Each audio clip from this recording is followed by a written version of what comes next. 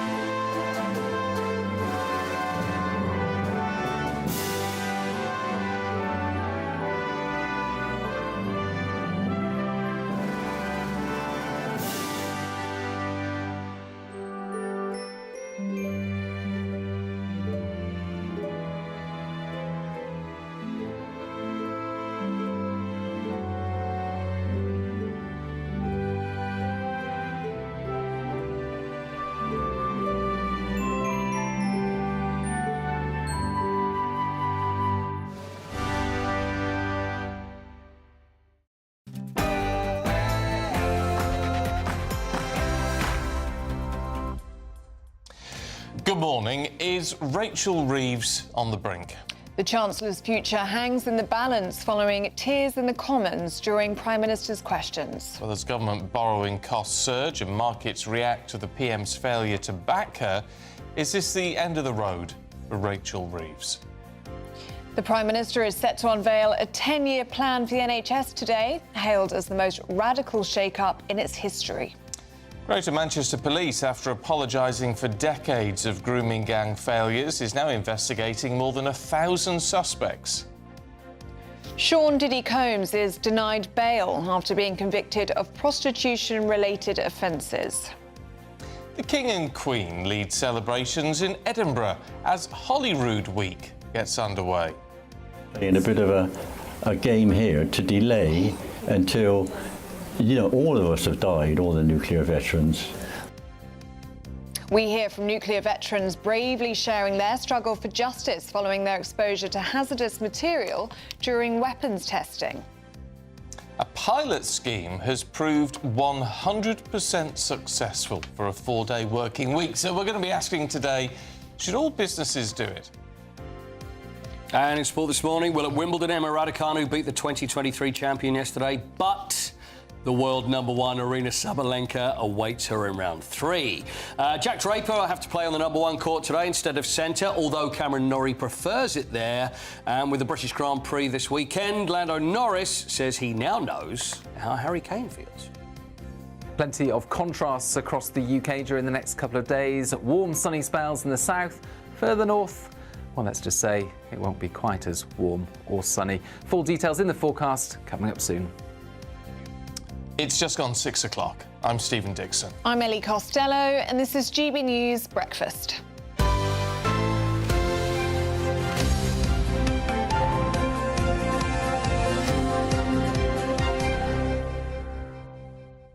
It's very bad news for Tom Cruise today. Oh, no, why? Because it's his birthday.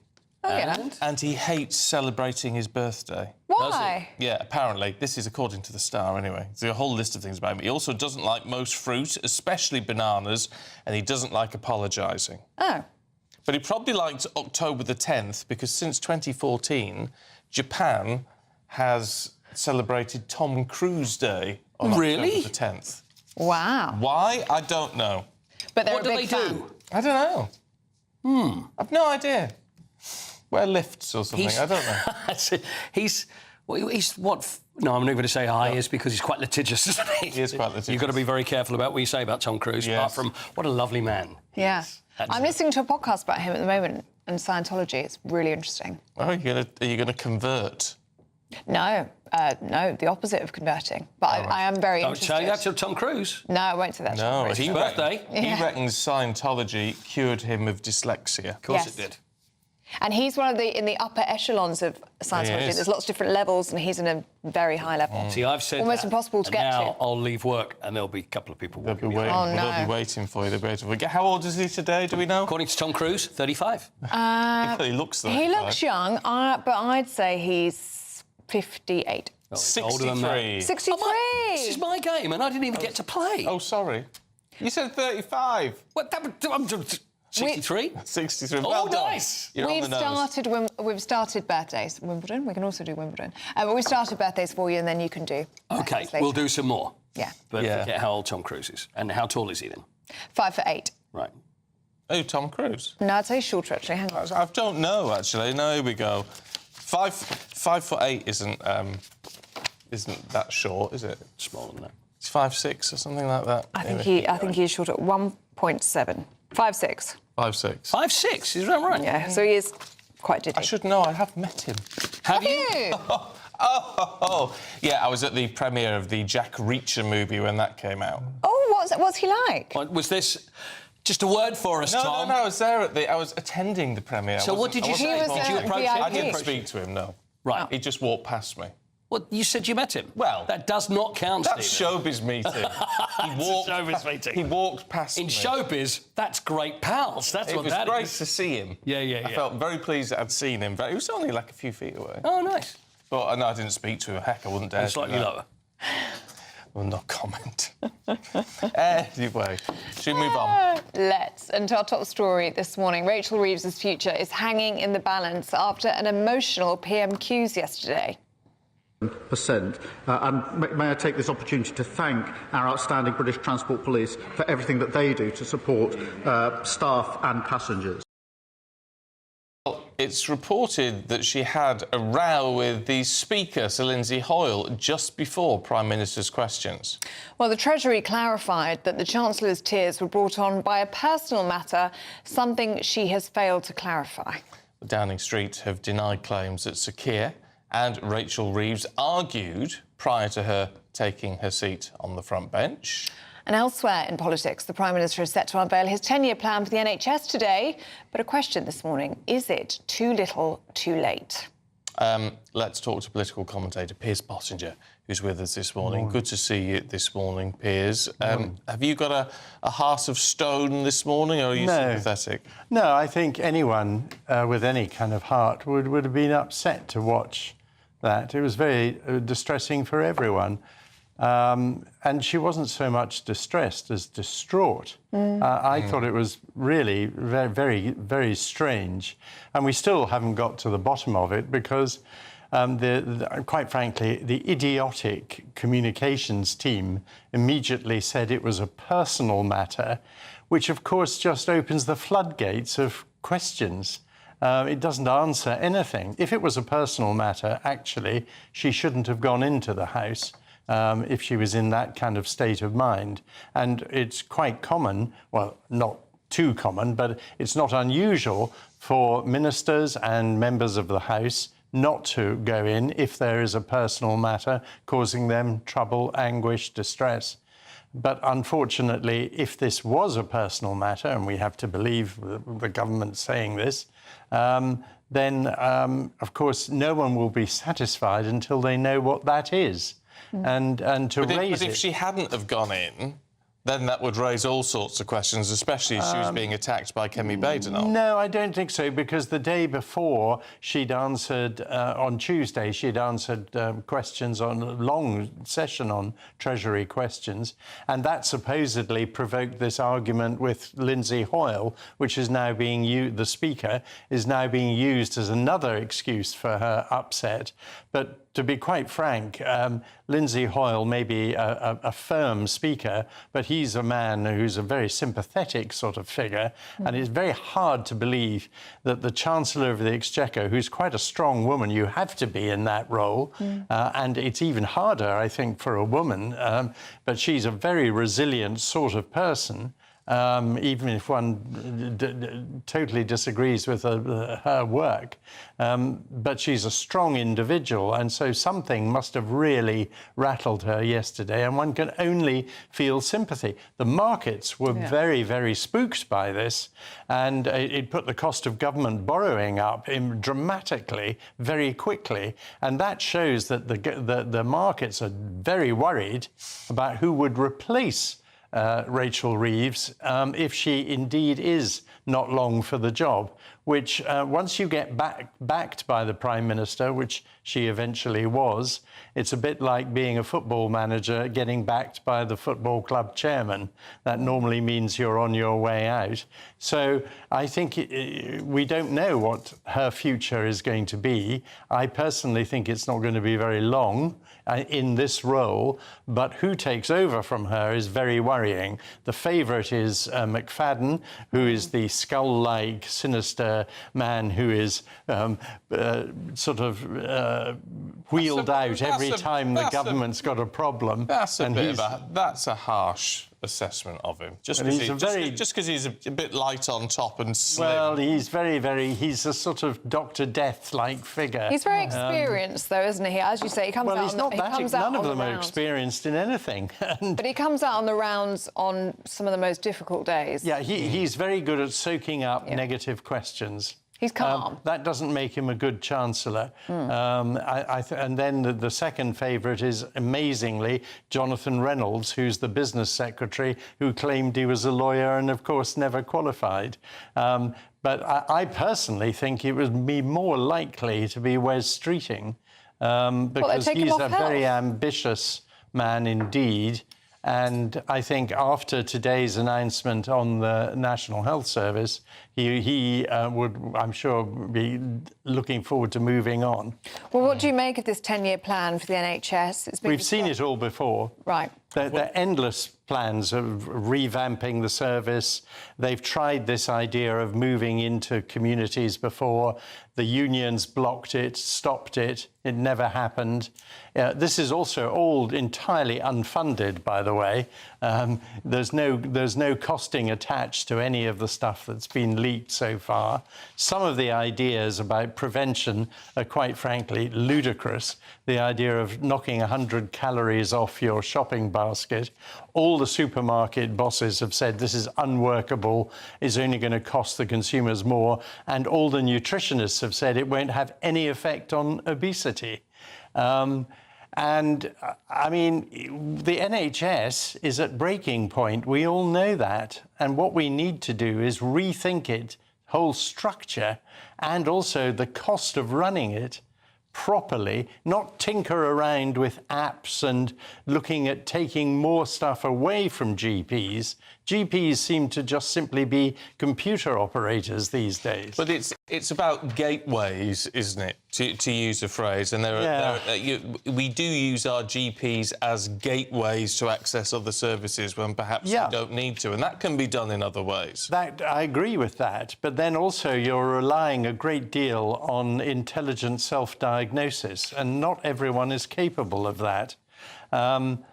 Also, just look at the demographics. I mean, we're getting roughly 500,000 people at best, additionally as net immigration every year.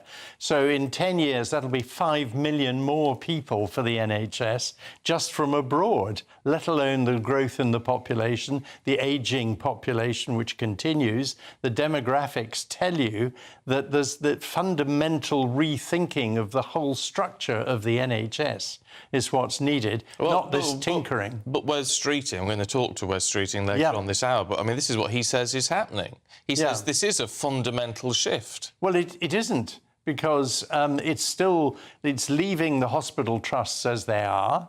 It is leaving the GPs as they are. They're apparently going to... GPs, thousands more GPs. Thousands more, yes. This is a wonderful... And British, the focus and priority on British doctors. British GPs. The big question for that is, where from? I mean, you can't just whistle up these numbers. But that's why it's a 10-year plan. Of course it is, and it won't happen. I mean, already, the other thing, of course, today that people may notice is that the housing, these wonderful houses that Angela Rayner said she was going to build, new homes builds are down on last year, already down. The indications are that her plan is not working in any way. There's an awful lot of further U-turns coming from this government.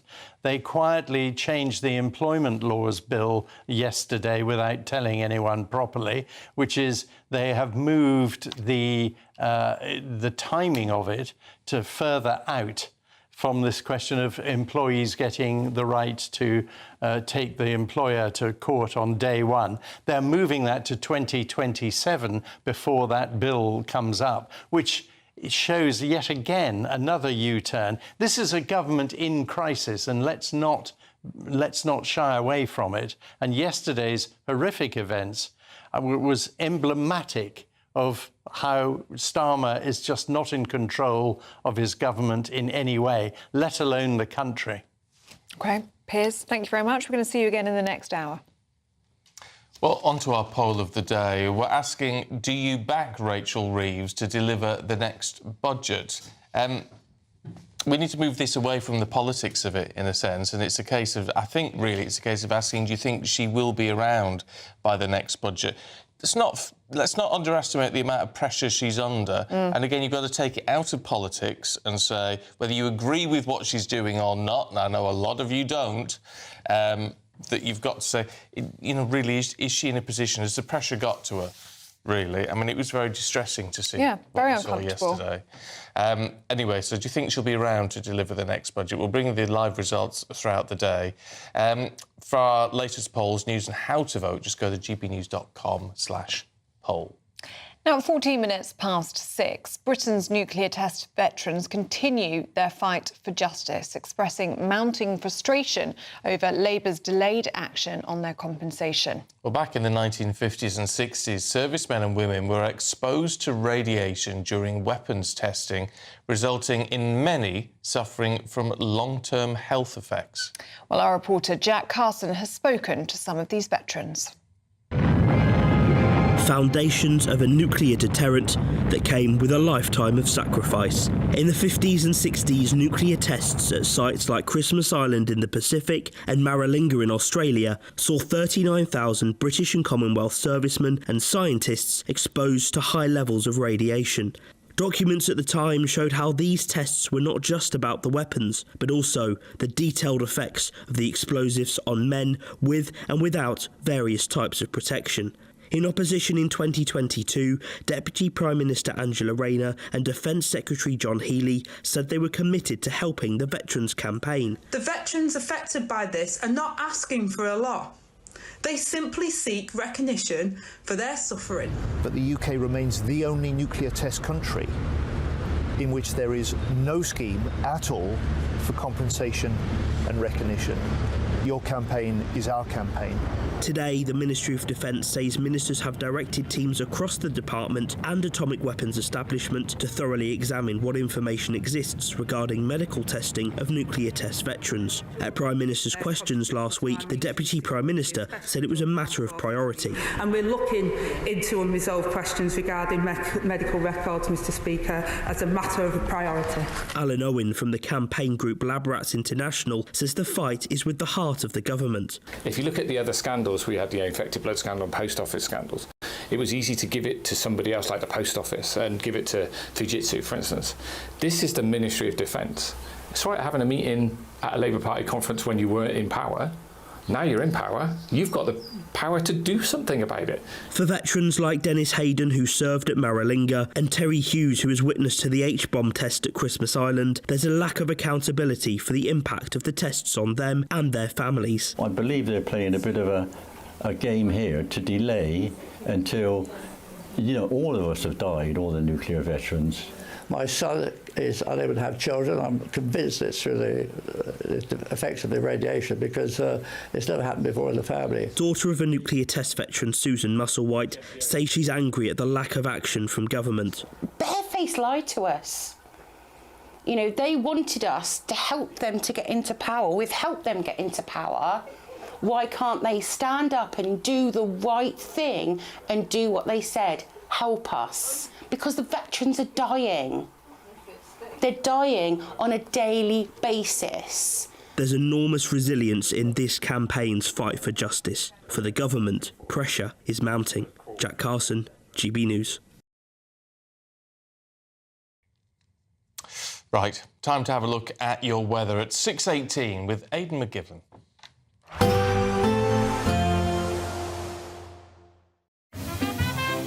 Heavy showers first thing will be followed by a warm, cosy day.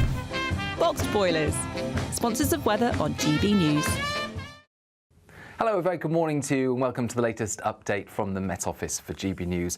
It's a cooler start today compared with recent days. Dry and bright in the south, but very showery across Scotland, Northern Ireland and then parts of Northern England later on. Plenty of sunshine for much of England and Wales at start of the day. 1 or 2 showers possible here and there, otherwise largely dry. Scotland and Northern Ireland, different story. A keen breeze here, bringing in plenty of showers or longer spells of rain, particularly for Western Scotland and Northern Ireland, making it feel on the cool side, 17 to 19 degrees. Further south, where we do have some sunshine, it will be warm, but not as hot as recent weather. Now, into the evening, we'll see those showers slip further east and south into northern England and eastern Scotland. Perhaps the odd rumble of thunder. These will be lively and potentially persistent showery outbreaks in places. They're starting to ease during the evening across Northern Ireland and perhaps western Scotland as well, but they'll begin to appear into North Wales. Elsewhere across England and Wales, a dry end to the day, plenty of clear skies as we go into the evening, and still feeling warm out there, but like I say, we've lost that oppressive heat of recent days. Now we go into Friday morning with some more persistent rain arriving into western and central Scotland. That will ease off initially, but then turn heavier and more persistent later in the day. Temperatures at the start of the day around the mid-teens, but as we go through the morning, it's going to start to feel more humid once again across the south, certainly. Plenty of sunshine through the southern half of the UK, another fine day to come. But further north, we've got more cloud for northern England, Scotland and Northern Ireland, and that heavier, more persistent rain returning to western Scotland and Northern Ireland. Perhaps more than 100 millimetres over some of the wetter hills of western Scotland. But it's warm in the south, 27 Celsius. There will be a light breeze in the morning, leading to a warm front. Boxed heat pumps, sponsors of weather on GB News. Now at 20 minutes past 6, it's time for our daily reflection. The GB News Daily Reflection. Hi, my name is Andy, and I'm a vicar in the Church of England. On a short visit to Edinburgh a fortnight ago, I was intrigued to see a number of buses carrying an advert which said, "Try praying, it could change your life." It looked like an imaginative initiative of a group of churches up there. Part of the adventure of the Christian life is the invitation into prayer. And with prayer, there's always more to discover. Jesus' disciples watched him closely, and then they asked him, "Lord, teach us how to pray." When a doctoral student approached Albert Einstein about what further areas of research desperately needed to be undertaken, he famously replied, "Find out about prayer. We need to discover more about prayer." Now, there are no simple formulas with prayer, but it is an amazing provision. And what I've discovered over many years is that when we pray, things happen that simply don't happen when we don't pray. On a strategic leadership course I attended at Windsor Castle 10 years ago, a key takeaway for me was the principle that you can only control the controllables. That's true, but within and beyond that, try praying, and it could surprise you and change your life.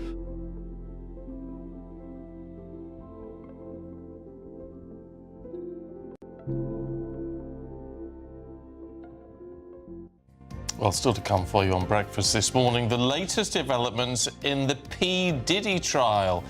He's been convicted of some of the offences, but denied bail until the sentencing. So what happens next? We'll get the latest.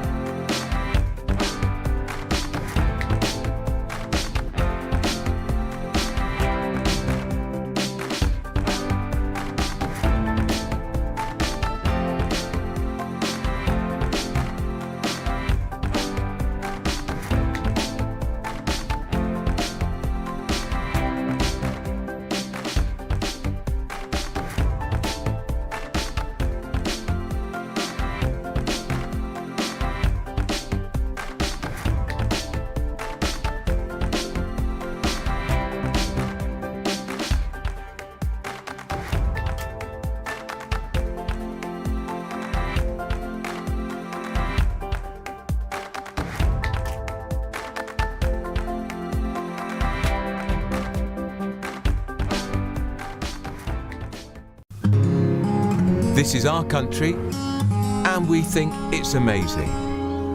From high tea to the high street, we love it all. Even the rain, we like that too. There's nowhere else we'd rather be. That's why we're here to be the fearless champion of Britain, its voices and its values. Because we are GB News, the People's Channel, Britain's news channel. Hi, I'm Michelle Dewberry, and my show is your opportunity to cut through all the noise and dive in headfirst to some robust debates. Ideas clash. Situation, no, isn't it? No, because the failure is you're deliberately avoiding my point. Nothing's held back. And if you think this is the end of it, wait for more. And we do not shy away from the difficult stuff. Sometimes I want to shake people and say, if only you understood. So join me on Dubes & Co. weeknights at 6 p.m, only on GB News, Britain's news channel. Good Afternoon Britain isn't just about us. The wonderful thing about this programme is it's about everyone watching. It's an interactive programme. Well, there absolutely is something to see here, and we're going to be talking about it more. Whether it's breaking royal news, please bring us up to date, or indeed a particularly punchy speech in the House of Commons. Very, very curious. We bring it to you live, and then we bring you live reaction as well. That's Good Afternoon Britain, weekdays from midday. Only on GB News, the People's Channel, Britain's news channel.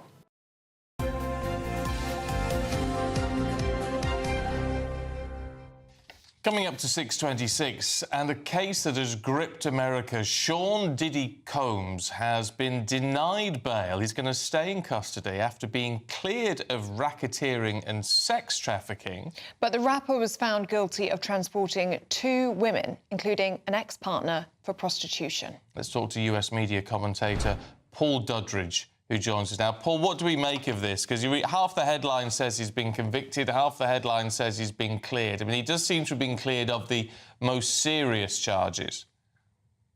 Exactly. He's been cleared of. His team are very jubilant. They are treating this as a victory. As you pointed out, he's been found guilty on the 2 charges of the transportation for the purposes of prostitution. What's going to follow now, and this is the extraordinary thing, the bail has been denied because, as the judge said, that Combs has got a propensity towards violence, a propensity for violence. And his own team, in their defence case, acknowledged that the violence was real, that there was videotape of a domestic violence assault, and that has been a lot of why the bail has been denied. So sentencing is due on October the 3rd. I can't believe that he's not intending to keep appealing bail. If you remember the trial back in December, before this trial even started, Combs's team were filing for bail before this trial. So they regularly filed for bail. They'll be doing that again, I'm sure. They should be. My impeccable sources tell me that they will be appealing this actual verdict, but that hasn't been confirmed yet. So that's not confirmed. This is an evolving, developing situation. But the understanding is because there's a lot of delight, frankly, from his team, that they see this as a win, that they will go on and attempt to appeal the actual verdict. He is facing, as a result of these charges, he's facing 66 civil lawsuits, which stem from these prosecutions going back from these are currently filed. So just even if he's found completely not guilty, even if ultimately he succeeds in an appeal, remember these are beyond reasonable doubt. You have to be beyond reasonable doubt. This is criminal federal court in Manhattan. The 66 civil cases that he's facing only have to be on the preponderance of evidence. They only have to be 151%. So he's facing financial ruin. Over this, yes. And the sentence is coming in October, isn't it, for these criminal charges? What kind of sentence could he be facing here, Paul? Each of the charges actually carries 10 years maximum, but it seems that the prosecution is looking for 4 to 5 years actual custody. So he could technically be in for 20 years if the judge decides to give him 10 consecutive and 10 consecutive. So if they do the sentencing that way. But all the legal beagles are saying that even the prosecution is expecting a 4 to 5 year sentence to run concurrently. Right. Well, but whatever happens in all of this, and even if it went exactly his own way, as you say, he could face financial ruin from some of the other civil cases being brought. But, I mean, career-wise, presumably that's just over now, is it? I'm not sure it is. Listen, I'm not making a judgment on the hip-hop community, but I'm not sure these particular charges are actually going to dent his reputation. In fact, in some circles, it might enhance it. So I wouldn't even write that off. I mean, if you look at some of the most successful hip-hop producers, some of them are actually currently behind bars and still running hip-hop organizations. Paul, it was the most incredible scenes at the courthouse all over the last 7 weeks, but especially yesterday when these verdicts came in, because you had the traditional press media, didn't you? And then you had all of these influencers outside of court as well. It's a case that has gripped America. It really has. I mean, it is a proper... you don't get these too often, thank goodness, but this has been a huge a very serious criminal case, but also a huge showbiz case. I'm not trying to be flippant about it, but it's actually been a hugely salacious showbiz case. There were 34 witnesses called in this case. Diddy's team called no witnesses at all.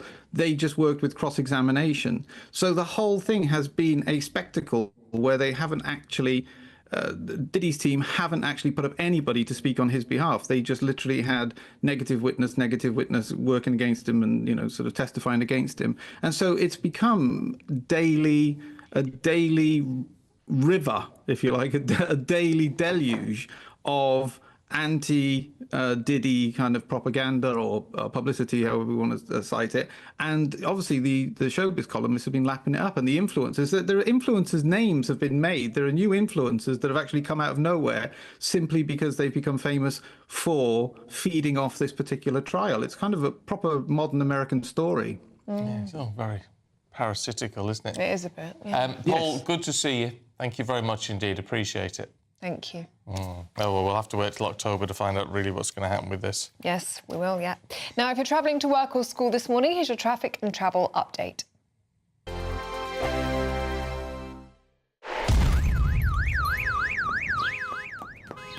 Crash Law 24 sponsors GB News Traffic and Travel Report. Good morning. This is the latest AI travel news from gbnews.com. Motorists should be aware of a road traffic incident partially blocking the A895 at Long Annet roundabout. Additionally, road users will find the A487 northbound at Y Fellinhelly closed due to planned maintenance, with diversions in place. In Bedfordshire, congestion is affecting the M1 southbound entry slip at junction 13. 10-minute delays are currently observed against expected traffic. And on the trains, Avanti West Coast faces disruption between Stoke-on-Trent and Macclesfield, while cross-country services are encountering issues at Birmingham New Street. Stay informed for further updates, and for more travel news, go to gbnews.com. Crash Law 24 sponsors GB News Traffic and Travel Report.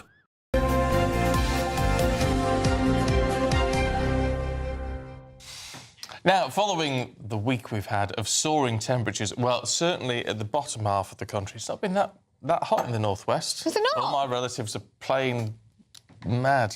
They're going bonkers because we're moaning about the heat down here. Oh, and they've not had it that good, especially not on Walney.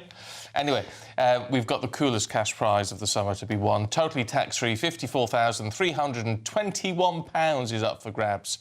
Here's how you enter.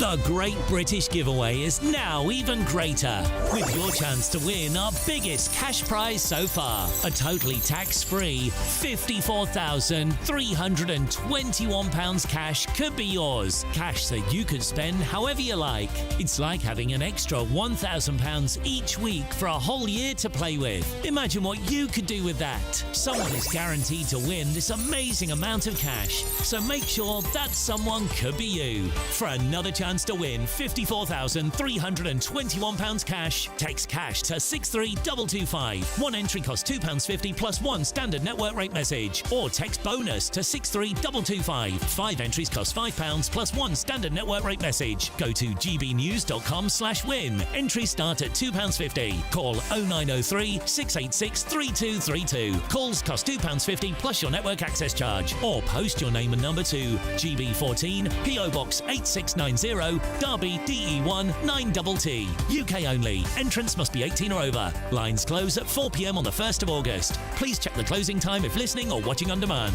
Good luck. Do stay with us. Still to come, Paul Coit will be here with all the sports. That's next.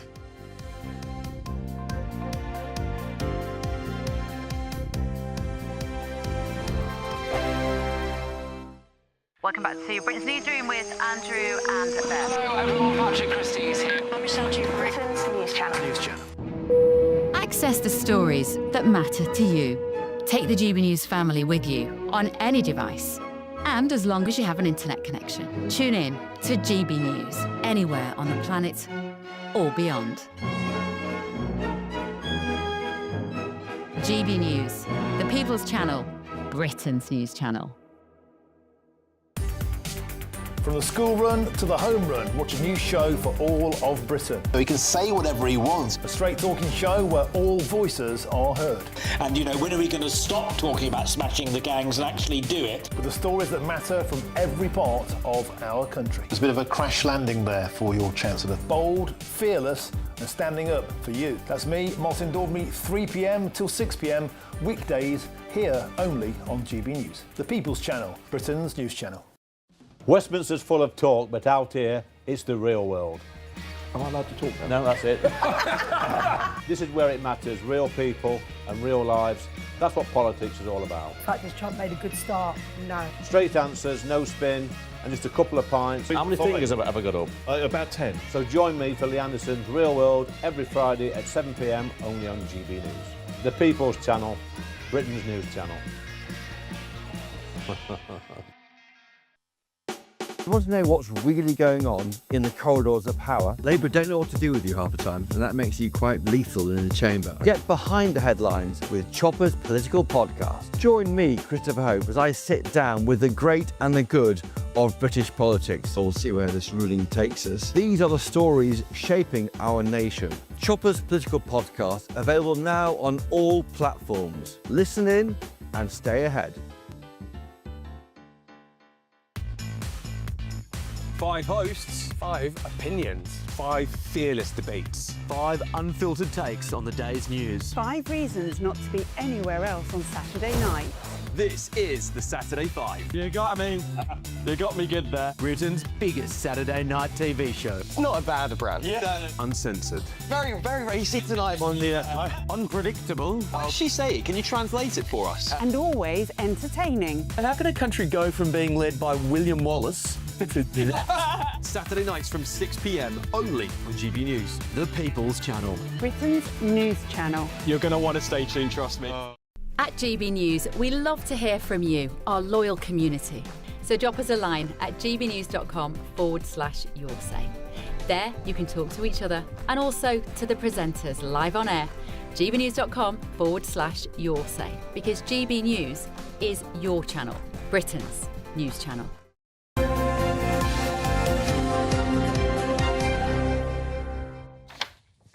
Welcome back to breakfast. It's sports time. Coitie's here. Hello. Hello, Wimbles. good evening. Hello, good evening and welcome. And Raducanu smashed it out the park Firstly, yet again. Oh, what? If you want to go to Wimbledon today, the queue. How many do you think How many do you think are actually at the queue right now? 4,000. What, to buy tickets? To buy tickets. So 500 tickets are available for centre court every day. 4,000. So how many? You reckon 4,000? 1,000. Yeah. So look at the time. So it's 20 to 7 in the morning. Yeah, I say no. Actually, 800. There's 8,000 people there now. Isn't that incredible? It's not the day for it. And the thing is, there are X accounts or X Twitter accounts, whatever you want to call them, that are updating this. Yeah. So anybody that gets there, just so other people know. So it's over 8,000 at the moment, which is just madness. Really is. That's crazy. I feel like there's a real buzz around Wimbledon this You know year. what? I mean, there we always said that is, yesterday. but I this feel year the same. it's big. Is it something to do with the weather? Yes. Is it the fact that, So we're many talking Brits. about how many Brits there are? Maybe that's what it is? Yeah. So should we talk about Emma? Yes. I think it's time. How do you feel about this, Ellie? You're our number one champion. Confident yesterday, and I was right. Yeah. As per usual. And I said she'd win as well, didn't I? No, you said she's got her work cut out. Yes, I did. That's what I said. Marketa Vondrousova, who won in 2023. Here's the game. Emma was terrific yesterday. So whether it's the fact that, she's playing centre court and she knows the crowd's behind her, which always is going to help. Vondrousova is probably not, well, I think it's fair to say she wasn't the player that she was a couple of years ago, but it is a terrific win for Emma Raducanu. So let's hear what Emma had to say about her performance after the game yesterday. I think it was one of the best matches I've played in a long time, which I'm very proud of. But at the same time, I didn't feel like I was doing anything outrageous, which gives me a lot of confidence. I think I was just doing the basics very, very well. But yeah, I think I executed really well today, and I'm just so happy to have that level. Oh, She's confident. Yeah, confidence is good. You know who she's going to play next? Oh, no, who?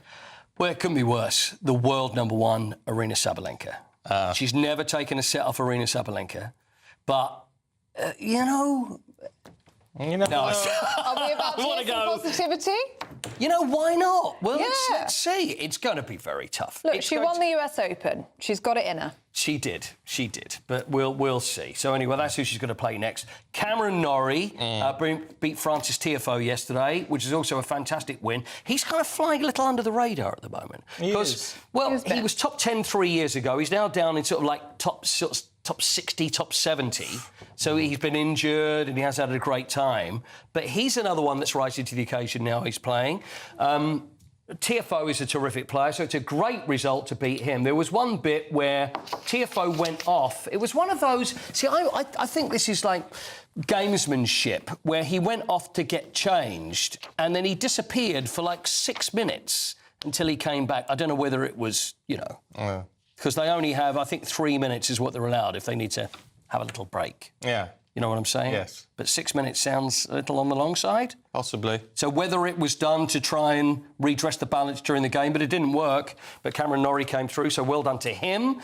Sonny Cartel easily beat the Bulgarian Victoria Tomova, so that was good. Katie Boulter, though, lost. Although if Katie Boulter is going to lose, it is to the person who I'd like her to lose to, and that is Solana Sierra. Now, Stephen, you may not be familiar with her. No. Ellie is familiar with Solana Sierra. Very familiar. And that is because she was the lucky loser. She's the lucky girl. We spoke about on She's Tuesday. a wild card. She's more than a wild card. She's like extremely wild card. Because what had happened... Well, because what had happened on Monday is that she turned out she was knocked out. She wasn't going to play in the championship at all. And so she turned up in the off chance, because this is what you do. There's a certain amount that will just go with their rackets, with their gear, ready to play, just in case someone's injured. And the call came. So not only has she got through the first round, she's now beaten Katie Boulter, 7-6-2, 6-1. So that was a great result for her. And now she goes into the third round. So not only for the chance of going in there and thinking I'm not going to be able to play, she's earned herself about £130,000 and now goes into the third round. Nice. I'd get ready her well. He's, apart from the Brits, she is the one that I really want to do well. Yeah, I think good it's for a great her. story. All right, Paul, thank you. Thanks, We shall see you later. I got so much more Wimbledon to do. I'll come back with some more. Great. Good. We'll look forward to it. Do stay with us still to come. We'll be going through the papers with Alex Armstrong and Lewis Oakley. That's in just a few moments. But first, if you're in search of some holiday sun, here's the forecast for some of the top European destinations. Ready to soak up that holiday sunshine? Won't we need some cover? No worries. All sorted. All Clear Travel Insurance sponsors GB News Travel Destinations forecast. High pressure across southern Europe keeps things mostly dry and sunny, staying unusually hot in Italy, breezy in the Greek islands, although nothing particularly unusual about this at this time of year. There are some thunderstorms through northern parts of Italy into Slovenia and Croatia, 1 or 2 inland across Italy as the heat builds because it is again unusually hot. Breezy through the Canaries and warmer than average here. The temperatures do drop off across Italy over the next few days. All Clear Travel Insurance sponsors GB News Travel Destinations forecast.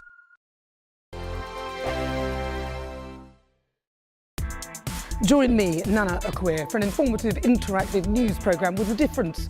It's fun. No, he didn't say that, Dave. I'm so surprised. I think there's an element of truth to that. Join me from 3 p.m. every weekend, only on GB News, Britain's news channel.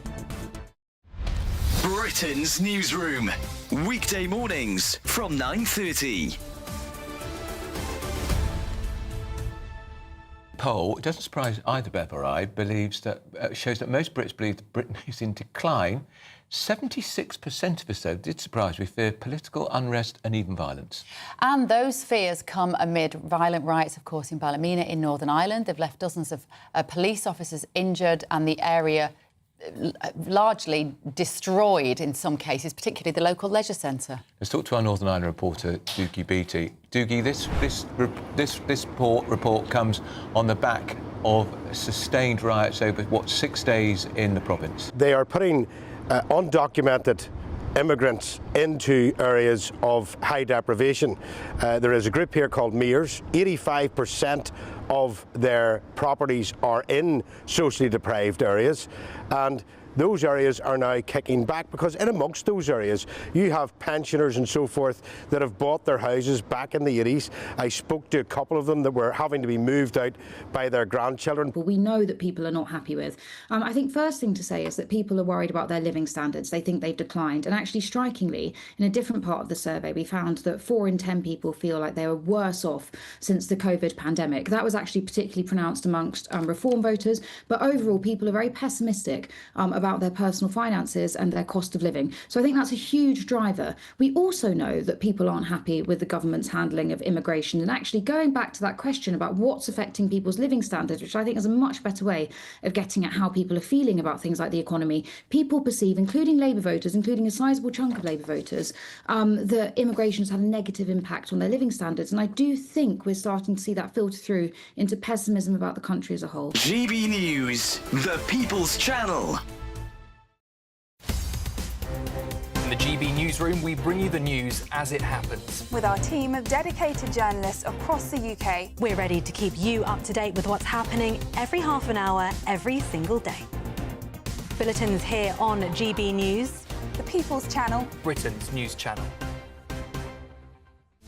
This is Britain's Newsroom, where your voice matters. It's just astonishing. With expert analysis and honest opinion, we don't just keep you informed. We bring you unique perspectives you won't see anywhere else. Can't argue with any of that. When the news happens, it happens here. On Britain's Newsroom, weekdays from 9:30 a.m. Only on GB News.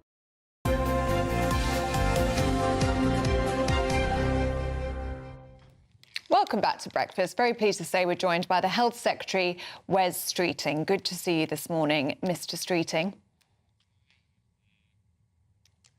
Hopefully we have Mr. Streeting. Hopefully he is there. Here we go. Hello, Mr. Streeting. Have you got us? Yep, I can hear you loud and clear. Are you hearing me okay? Yeah, we've got you. Thank you very much indeed for joining us this morning. Look, Good. Can we start talking about the Chancellor, because she's on the front page of all of the newspapers this morning. Obviously, lots of concern for her after her being in tears at PMQs yesterday. Is she okay this morning?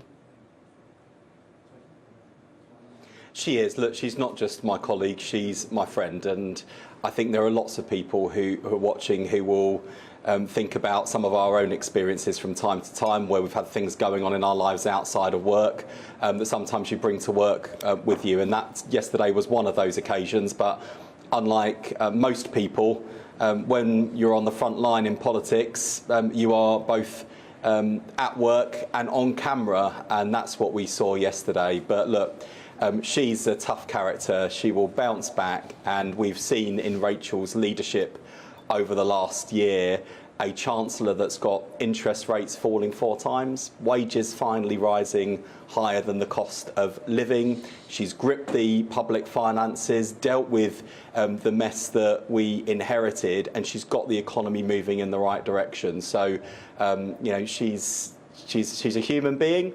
But she's also a tough cookie as our Chancellor, and we'll be back to work as she was yesterday afternoon, getting on with the job. Well, a lot of people would disagree with those assessments, of course, especially about the economy moving in the right direction.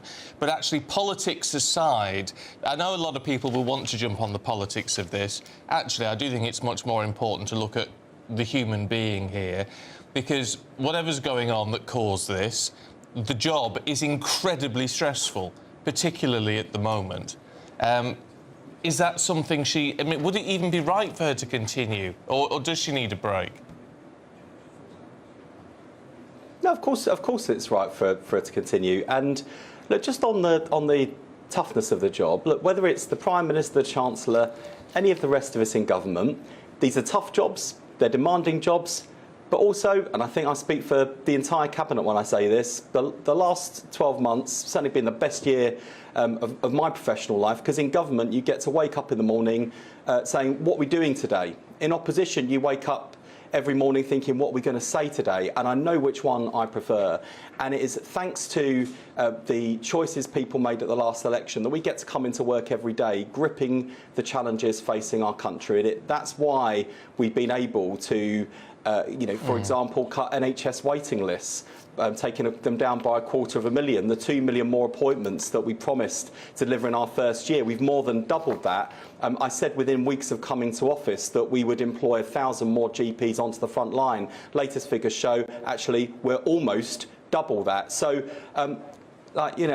tough job, sure, but it's what we signed up for. We love doing this. We love serving our country. We want to make a difference. We want to make the change that people voted for. And that's what all of us get up doing every single day on behalf of the country. Let's talk about this 10-year health plan then, shall we? It's being described as a seismic shift, but critics are saying it's unfunded. What do you say to that accusation? Well, on the contrary, people have seen that thanks to the choices made by the Chancellor at the budget and at the spending review, over the course of this spending review period, we're going to have an extra £29 billion a year to invest in our NHS.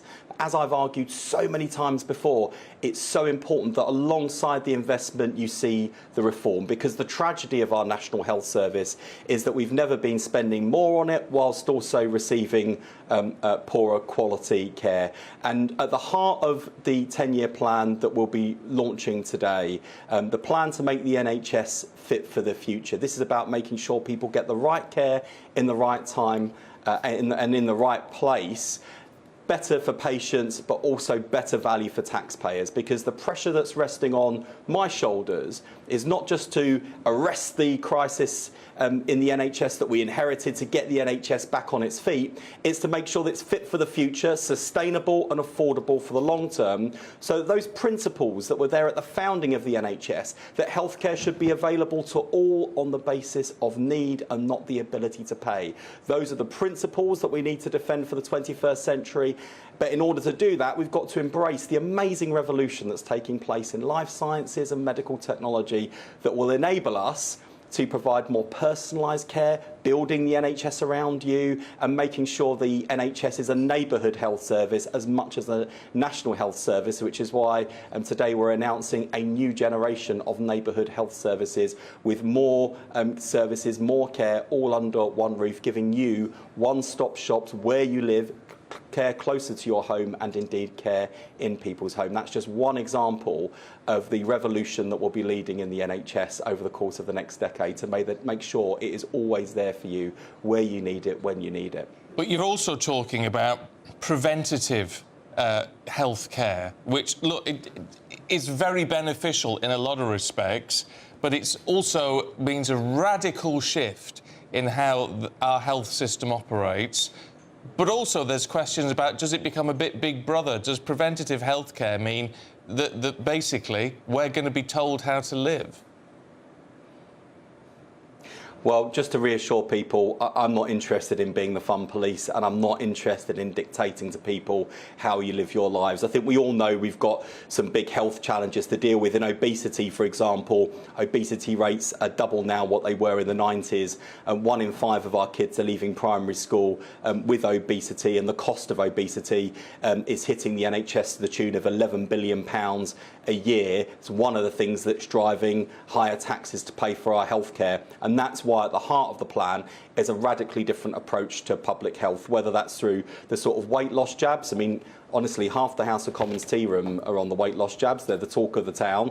And the thing is, that's fine if you're able to buy online and you've got £2,500 a year to buy these jabs. But the principle of the NHS, that healthcare should be available to all based on need and not the ability to pay, means that we will be going further and faster on making sure that all people in our country who are struggling with obesity are able to access these game-changing medications to help them lose the weight, get back to healthier, happier living. And that's just one example of the radically different approach we'll be taking to public health and prevention to make sure that we don't just have an NHS fit for the future, we've got a nation fit for the future. We are out of time, but it's really good to talk to you. Thank you. Here's the... Expect a warm front, moving from the kitchen right through to the rest of the house. Boxed Boilers, sponsors of weather on GB News. Hello, a very good morning to you and welcome to the latest update from the Met Office for GB News. It's a cooler start today compared with recent days. Dry and bright in the south, but very showery across Scotland, Northern Ireland and then parts of Northern England later on.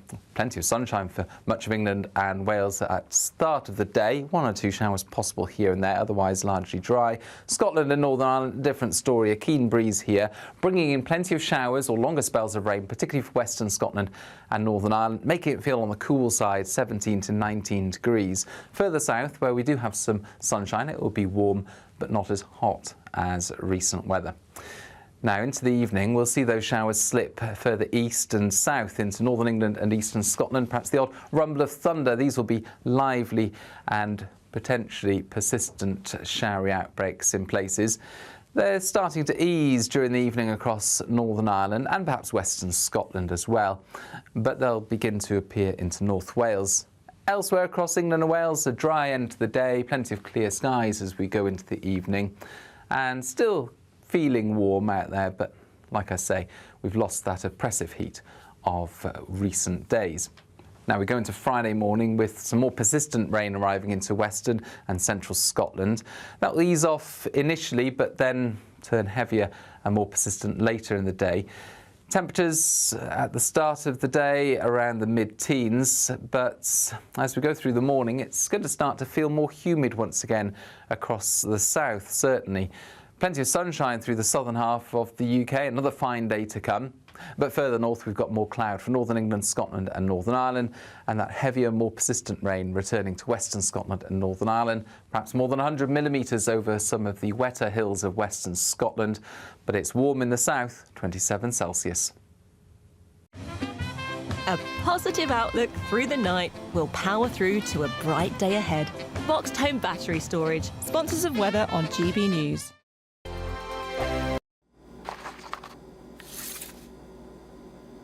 Crash Law 24 sponsors GB News Traffic and Travel Report.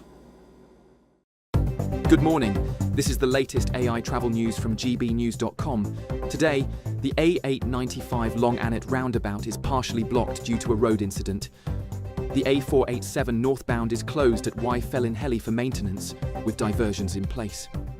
In Bedfordshire, the M1 southbound between junctions 13 and 12 has a collision, closing all lanes. Normal conditions are expected between 8:45 and 9 this morning. In South Gloucestershire, the M48 eastbound exit slip at Junction 1 has lane closures due to a broken down vehicle. And on the trains, both Cross Country and London North Western Railway are experiencing disruptions at Birmingham New Street. For more travel news, go to gbnews.com. Crash Law 24 sponsors GB News Traffic and Travel Report. £54,321 cash could be yours. Cash that you could spend however you like. It's like having an extra £1,000 each week for a whole year to play with. Someone is guaranteed to win this amazing amount of cash, so make sure that someone could be you. For another chance to win £54,321 cash, text cash to 63225. One entry costs £2.50 plus one standard network rate message, or text bonus to 63225. 5 entries cost £5 plus one standard network rate message. Go to gbnews.com/win. Entries start at £2.50. Call 0903 686 3232. Calls cost £2.50 plus your network access charge. Or post your name and number to GB14 PO Box 8690 Derby DE1 9TT. UK only. Entrance must be 18 or over. Lines close at 4 p.m. on the 1st of August. Please check the closing time if listening or watching on demand. 5 hosts, 5 opinions, 5 fearless debates, 5 unfiltered takes on the day's news. 5 reasons not to be anywhere else on Saturday night. This is the Saturday 5. You got me. You got me good there. Britain's biggest Saturday night TV show. It's not a bad brand. Yeah. Uncensored. Very, very racy tonight. On the unpredictable. What did she say? Can you translate it for us? And always entertaining. And how can a country go from being led by William Wallace Saturday nights from 6 p.m. only on GB News, the People's Channel. Britain's news channel. You're going to want to stay tuned, trust me. Join me, Nana Akwe, for an informative, interactive news programme with a difference. It's fun. No, he didn't say that, Dave. I think there's an element of truth to that. Join me from 3 p.m. every weekend, only on GB News, Britain's news channel.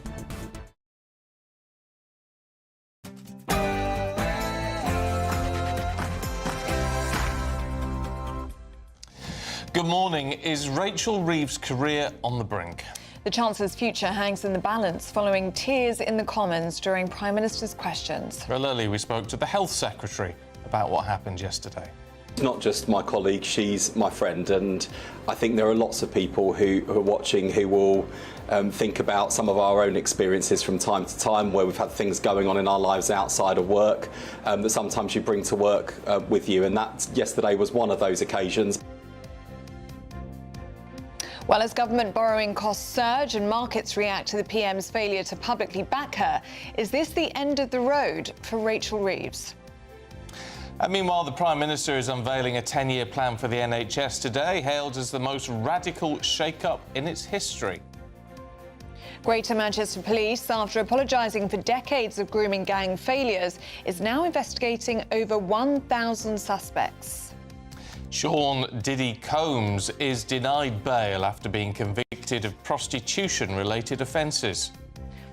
A right royal welcome. The King and Queen lead celebrations in Edinburgh as Hollywood Week gets underway. Playing a bit of a game here to delay until, all of us have died, all the nuclear veterans. Well, we hear from nuclear veterans bravely sharing their struggle for justice following their exposure to hazardous material during weapons testing. And as a pilot scheme proves 100% successful for a 4-day working week, we're asking, should all businesses do it? And in sport this morning, well, Ellie called it. She had faith at Wimbledon. Emma Raducanu, who beat the 2023 champion yesterday, but world #1 Arina Sabalenka awaits her in round 3. Jack Draper will play on #1 court today instead of centre, although Cameron Norrie prefers it there. And with the British Grand Prix this weekend, Lando Norris says he now knows how Harry Kane feels. Plenty of contrasts across the UK during the next couple of days. Warm, sunny spells in the south. Further north, well, let's just say it won't be quite as warm or sunny. Full details in the forecast coming up soon. Just gone 7 o'clock. I'm Stephen Dixon. I'm Ellie Costello, and this is GB News Breakfast.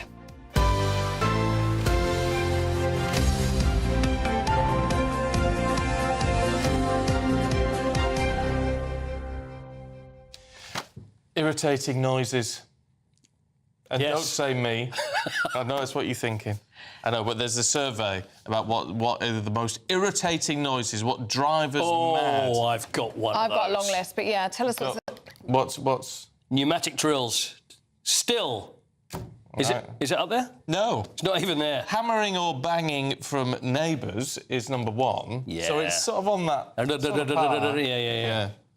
OK, so I don't think mine's made the list. Oh, what's so yours? I live next door to a very athletic child who, if he's not bouncing or dribbling a basketball, he's playing football and it's constantly hitting against the fence. You could be one of those women, I remember when I was a kid, and go, stop kicking the ball against it. You go, God. Honestly, he was still doing it at 10 p.m. last night. Have you complained? Honestly, but what can you say? He's a child playing. Correct. At least he's not on his tablet.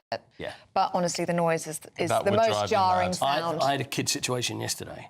I think was a child situation. When, obviously with these hours, and then I get back and I usually have a nap when I get home, sort of late morning, and I kept hearing, and I'm thinking, what is going on? Is someone there with just hoot? Anyway, I think it was someone that's put their kid in the car. Oh, no. Oh, and he's playing It with was the horn. non-stop. What about you? What's the worst and most irritating noise? Well, mine are sort of on here, like a small dog yapping. That is annoying. I hate that.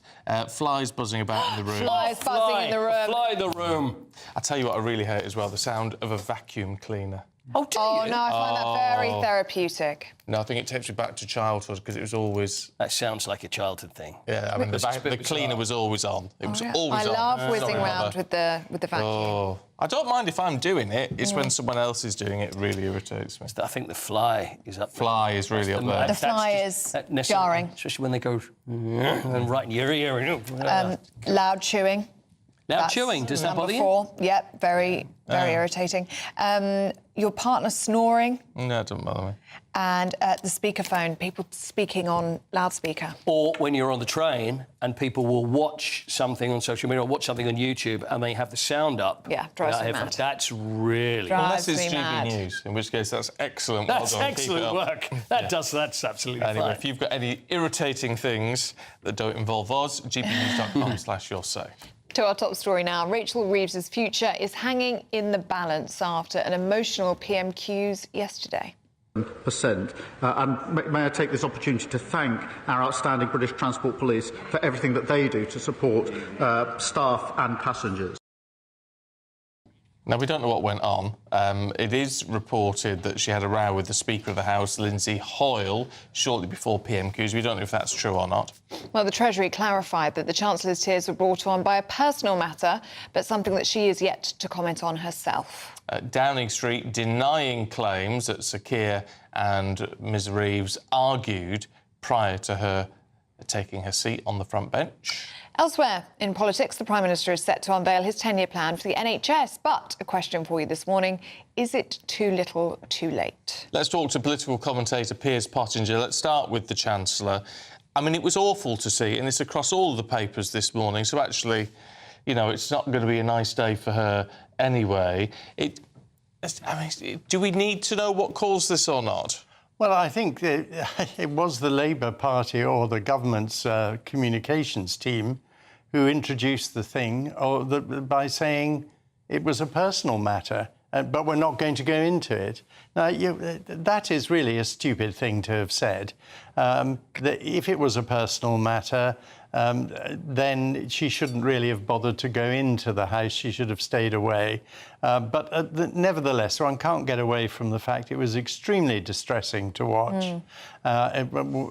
Anyone with any kind of compassion must have felt sympathy for her.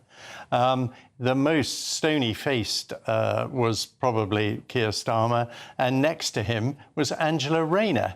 Now, I'm hearing today more than I've ever heard before from my sources, that Angela Rayner really is looking like a leader in waiting. And the more she says she doesn't want it, the more people believe she does. And during the ring-around of all the MPs before the disastrous welfare bill debate, she was using charm, whereas the Starmer side were using aggression, and the MPs were responding better to her than him. She has a little bit of charisma. She's got something that resonates more with the electorate than Keir Starmer. And I think she really is the leader in waiting. We are seeing a split party. And that, as we know, no one votes for split parties. It happened to the Conservatives. You remember, it was every day it was Tory rebels, Tory rebels. Now the Labour rebels have smelt success, or near success, with their almost complete decimation of the welfare bill. There'll be more to come. And so it's very, very rocky time for Keir Starmer, and therefore Rachel Reeves, who, I mean, they are very much a team together, or have been up until now, and her distress is not good, because I think what might come next as Chancellor will be much worse. Yeah, and the thing is, with the Chancellor, I'm not saying this is fair and I'm not saying it's right, but when you've got the Chancellor in tears on the front bench, it spooks the market. Of course it does. And government borrowing went up. This cost the country billions yesterday. I mean, let's be realistic about it. That's another reason why she perhaps would have been better off staying away from the House yesterday. But I don't want to blame her, because it was just deeply unpleasant and very distressing to see her in that state. Something clearly is very wrong. It's not just a 2-minute tiff with Lindsay Hoyle. I don't believe that for 1 second. Whatever the personal matter is, I'm afraid at some point this will have to come out, and I would imagine all the press will be trying terribly hard to find out what it is. So it's going to make things worse for her in the short term, not better. Yes. She may not survive the weekend. It's possible she may not survive. It's all very ghoulish, isn't it? It all is. Right, Piers, we've got to leave it there for now, but thank you very much indeed. Pleasure. Well, in other political news this morning, the Prime Minister is set to unveil a 10-year plan for the NHS in one of the most seismic shifts in the health service's history. Well, Sir Keir has made reforming the health service one of his main priorities, with public satisfaction low, particularly since the pandemic. Well, joining us now to tell us more is senior NHS doctor Nathan Spence. Very good morning to you, Nathan. So part of this plan, a 10-year plan, is moving care into the community, digitising the NHS and focusing on sickness prevention. What do you make of it all? Morning. Well, I think it's very interesting, isn't it? I think often my colleagues and I, and it's funny you say dissatisfaction with patients with the NHS, I think staff also feel that too. And we would often sit around and say, you know, if we could do this again, if we could build it from the ground up, what would we do different? And reading this 10-year plan, it's interesting. It's not just a quick fix. It's a real reimagining of how we deliver care within the country. And given it's a 10-year plan, it is quite comprehensive. And I think that the ideas in the plan are exactly the sort of ideas that we have when we sit around and chat, because they are thinking, well, how can we bring it into the 21st century? How can we modernise how we deliver healthcare and bring it in line with other services that we expect in our day-to-day lives? Right, well, that all sounds very positive. The issue a lot of people will have is when you look at the details that we've got here, and it's, you know, a launch of a neighbourhood health service, pioneering teams, all this sort of language. The problem is we as patients don't really know what any of that means in reality. So there's been a real move towards hospital to community care. And what does that mean? It means that actually, gone are the days. I mean, I remember I was in like the Parkinson's clinics where we would bring patients with Parkinson's, you know, 1 hour away in their car to come in for a 10-minute appointment for me to tell them, continue your medication the same way and go back home. And that's the sort of thing we're trying to avoid. Can we bring care to your house rather than you coming to us? And neighbourhood community health services in people's communities, with people they know, people they recognise. The idea would be a sort of a one-stop shop. So you would go see your GP, see your asthma nurse, and maybe get some advice about jobs or mental health on the same day. So making care more accessible, removing that health inequality we see currently is at the core of this plan. What do you make of this plan to prioritise British doctors and to hire thousands more GPs? I mean, that's going to take time, isn't it? It will. Now, I've spoken before on the show about this prioritising of UK graduates. And I think that's actually very important, because at the moment we have a system where we are training lots and lots of doctors at UK medical schools at the expense of the taxpayer. That costs a lot of money. Getting them all into a system and then creating a bottleneck at the end where they get their consultant jobs or their training jobs, where we suddenly say, well, you're not just competing against your colleagues, you're competing against the whole world for these jobs. And that's a system that's not replicated elsewhere in the world. They would prioritise their own graduates, trying to keep their own talent in-house. So I welcome that. I think that's a very good idea. Will help access to training. And we can train more doctors. It is just a matter of creating those positions for them. And this is at the core of the plan as well, trying to expand training programmes, expand the number of places people can be getting the jobs, getting the training that they need. OK. Dr Spence, good to get your perspective on that. Thank you very much indeed. It's interesting. Very interesting. Quite likes it. Yeah, but he makes a good point there at the end. You need more medical programmes. You actually need more spaces, don't you, in medical school? Yeah. It's almost impossible to get into medical school in this country. Yeah, we've got to change that. Yeah. But that's a 10-year plan. So that's the whole point. It's not a quick fix. It's going to take time, isn't it? Let's get a check on the weather now with Aidan McGibbon.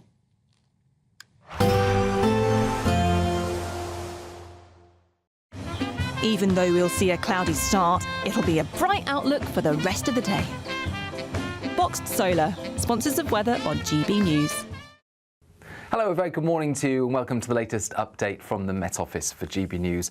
It's a cooler start today compared with recent days. Dry and bright in the south, but very showery across Scotland, Northern Ireland and then parts of northern England later on. Plenty of sunshine for much of England and Wales at the start of the day. 1 or 2 showers possible here and there, otherwise largely dry. Scotland and Northern Ireland, different story. A keen breeze here, bringing in plenty of showers or longer spells of rain, particularly for Western Scotland and Northern Ireland, making it feel on the cool side, 17 to 19 degrees. Further south, where we do have some sunshine, it will be warm but not as hot as recent weather. Now, into the evening, we'll see those showers slip further east and south into northern England and eastern Scotland. Perhaps the odd rumble of thunder. These will be lively and potentially persistent showery outbreaks in places. They're starting to ease during the evening across Northern Ireland and perhaps Western Scotland as well, but they'll begin to appear into North Wales. Elsewhere across England and Wales, a dry end to the day, plenty of clear skies as we go into the evening, and still feeling warm out there, but like I say, we've lost that oppressive heat of recent days. Now we go into Friday morning with some more persistent rain arriving into western and central Scotland. That will ease off initially, but then turn heavier and more persistent later in the day. Temperatures at the start of the day around the mid-teens, but as we go through the morning, it's going to start to feel more humid once again across the south, certainly. Plenty of sunshine through the southern half of the UK, another fine day to come. But further north, we've got more cloud for northern England, Scotland and Northern Ireland, and that heavier, more persistent rain returning to western Scotland and Northern Ireland. Perhaps more than 100 millimetres over some of the wetter hills of western Scotland, but it's warm in the south, 27 Celsius. Expect a warm front, moving from the kitchen right through to the rest of the house. Boxed boilers, sponsors of weather on GB News. All right, let's remind you about the giveaway, should we? 54,321 very cool tax-free pounds could be available in our latest giveaway, our biggest cash prize to date. If you want to enter, here's how. The Great British Giveaway is now even greater, with your chance to win our biggest cash prize so far. A totally tax-free £54,321 cash could be yours. Cash that you could spend however you like.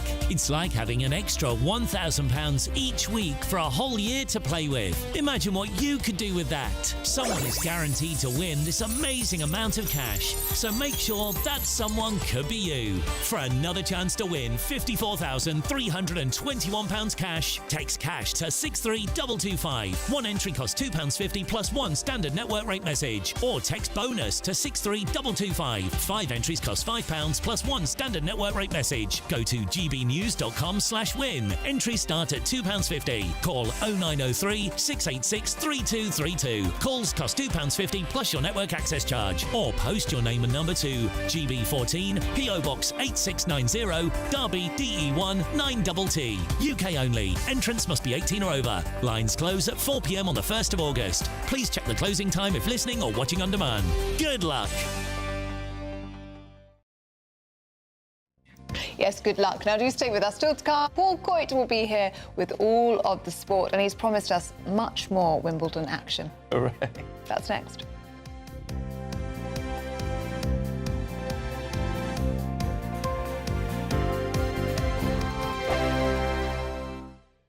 Good Afternoon Britain isn't just about us. The wonderful thing about this programme is it's about everyone watching. It's an interactive programme. Well, there absolutely is something to see here, and we're going to be talking about it more. Whether it's breaking royal news, please bring us up to date, or indeed a particularly punchy speech in the House of Commons. Very, very curious. We bring it to you live, and then we bring you live reaction as well. That's Good Afternoon Britain, weekdays from midday. Only on GB News, the People's Channel, Britain's news channel. Hi, I'm Michelle Dewberry, and my show is your opportunity to cut through all the noise and dive in headfirst to some robust debates. Ideas clash. Situation, no, isn't it? No, because the failure is you're deliberately avoiding my point. Nothing's held back. And if you think this is the end of it, wait for more. And we do not shy away from the difficult stuff. Sometimes I want to shake people and say, if only you understood. So join me on Jubes & Co weeknights at 6 p.m, only on GB News, Britain's news channel. From the school run to the home run, watch a new show for all of Britain. He can say whatever he wants. A straight talking show where all voices are heard. And, you know, when are we going to stop talking about smashing the gangs and actually do it? With the stories that matter from every part of our country. There's a bit of a crash landing there for your Chancellor. Bold, fearless and standing up for you. That's me, Martin Daubney, 3 p.m. till 6 p.m, weekdays, here only on GB News. The People's Channel, Britain's news channel. Westminster's full of talk, but out here, it's the real world. Am I allowed to talk now? No, that's it. This is where it matters, real people and real lives. That's what politics is all about. The fact is Trump made a good start, no. Straight answers, no spin, and just a couple of pints. How many fingers have I got up? About 10. So join me for Lee Anderson's Real World every Friday at 7 p.m, only on GB News. The People's Channel, Britain's news channel. At GB News, we love to hear from you, our loyal community. So drop us a line at gbnews.com/yoursay. There you can talk to each other and also to the presenters live on air. gbnews.com/yoursay, because GB News is your channel, Britain's news channel. Join me, Nana Akweer, for an informative, interactive news programme with a difference. It's fun. No, he didn't say that, Dave. I'm so surprised. I think there's an element of truth to that. Join me from 3 p.m. every weekend, only on GB News, Britain's news channel. In the GB Newsroom, we bring you the news as it happens. With our team of dedicated journalists across the UK, we're ready to keep you up to date with what's happening every half an hour, every single day. Bulletins here on GB News, the People's Channel, Britain's news channel.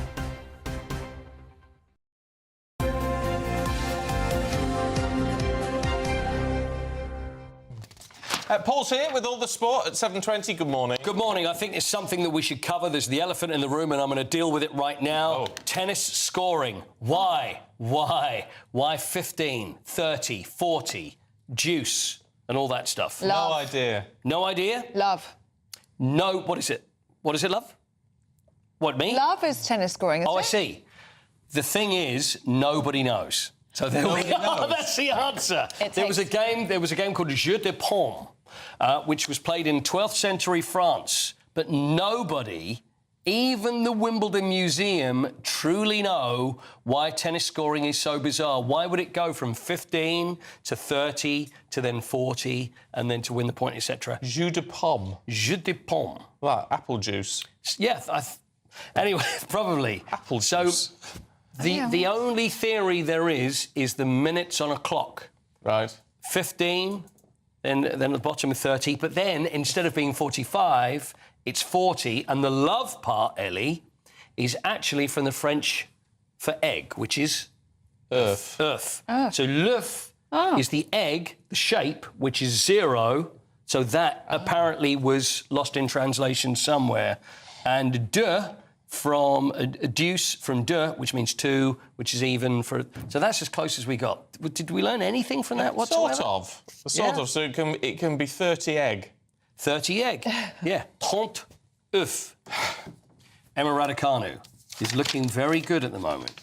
She's a good egg. She is a good egg. 2023 champion Marketa Vondrousova. She beat her, and I tell you what, she was terrific. Here she is in action on centre court yesterday. And in straight sets as well. 6-3, 6-3. No mention of the bagel, by the way, in that French thing. We like the bagel, don't we? Which is the 6 They're all loves, food-related, love. which I like. Everything is always food-related. So there's Marketa. And there is Emma, who then has a very tricky match. She's got to play the world #1. But the thing is, if you're going to have success, you've got to play him at some point, haven't you? Yeah, absolutely. Arina Sabalenka. She's going to play tomorrow. Will be the end. I think it will be the end. I'm sorry to say so. Mind you, what about Cam Norrie? Cam Norrie's looking very good well. yesterday. Yeah, Francis Tiafoe yesterday of America. Big foe, by the way. Did you see that? Did you see the necklace that Francis Tiafoe had on? No. Yeah, nice. Yeah, big foe written on there. That's what he had. Big foe? Yeah. Francis Tiafoe, yeah. I see. So there he is. There's Francis Modest, there. Beat him in 4 sets. I think I got knocked out. See, Norrie, again, he's someone that hasn't played very well recently. Well, he's been flying under the radar, hasn't he? He has. He did well 3 years ago at Wimbledon, and then he dropped right down the rankings because he wasn't in the top 10. Now 61st, which hopefully is going to start moving up. But that's the thing with Brits playing at Wimbledon, it does make a difference because you know you've got the home support behind you. So it gives you that little extra lift. Sonny Cartel easily beat Bulgarian Victoria Tomova 6-2, 6-2. She was the first one through into the third round, and Katie Boulter lost to our lucky loser, who no longer a lucky loser, and that's Solana Sierra, who I kept going on all week about, there she is, that she never even thought she was going to be playing at Wimbledon. She got knocked out in the qualifiers and then waited around just in case someone was injured. She got the call, came in, and now she's into round 3, 130 grand. Better off she is for it as well. Good on her. And Oliver Tarvet, we should mention, by the way, lost to Carlos Alcaraz, which wasn't a surprise, but a very good account of himself. 6-1, 6-4, 6-4, and Alcaraz said, how well he Yeah, did. that was It wasn't. nice. See, the thing is, there's a fine line between being a bit patronising. Oh yes, well he's got a good future. You did very well, but he really did. He really has got a good future. In front Getting of him. yelled at for the time, but I've got to ask, why does Lando Norris know what it's like to be Harry Kane? Because British Grand Prix at Silverstone, he knows what it's like, the pressure, being the Brit, and having to go into it, and everybody being behind him, and that's what Harry Kane. And Harry Kane says that Lando is his favourite driver. So there's a bit of a relationship. It's a bit of a love-in. There is a bit of a love in there. So Silverstone, that's this weekend. So tell me about it. The traffic. Exactly. The signage. Oh, is my over. goodness, I yeah. live not far from You'll have to get the Silverstone, helicopter it's all- this time, my friend. I You'll will. have I'll have to chop her in and out. Yeah, get the heli. Very nice. Thanks, So, Coity. pleasure. Thank See you later. Do stay with us. Still to come, a 4-day working week. I like the sound of it. You already enjoy So that. do I enjoy that. It's very nice. Should we adopt it in all workplaces? We're going to be debating that next.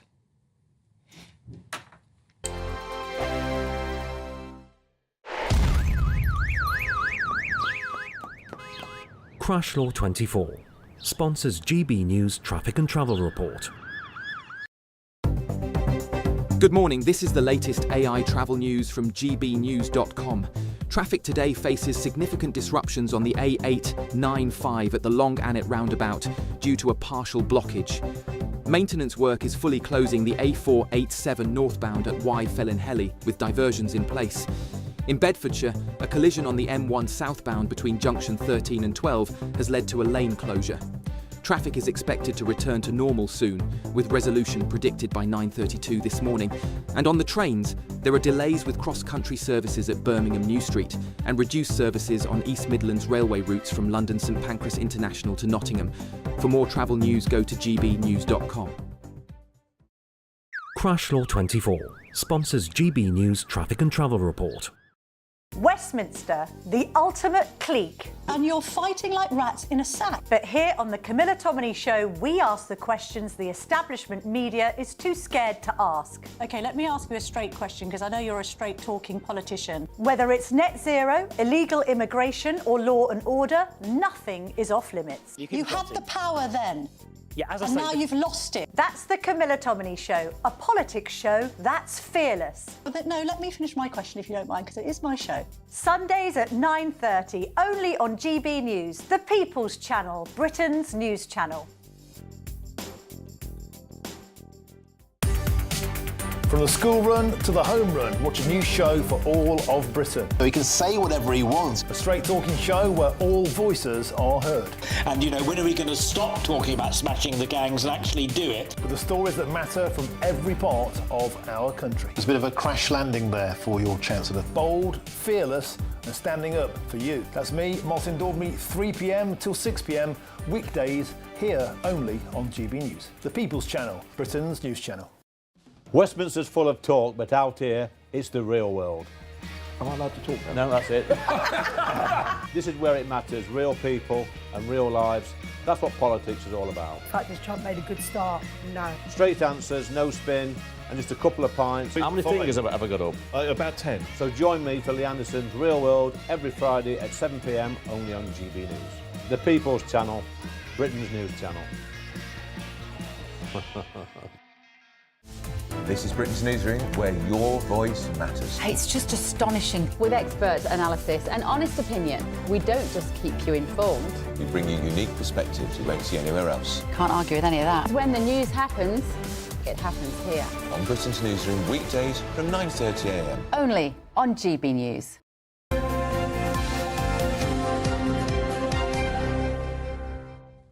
7:28 now. The latest national 4-day working week pilot involving 17 companies and about 1,000 workers has ended with a 100% success rate. Success for who?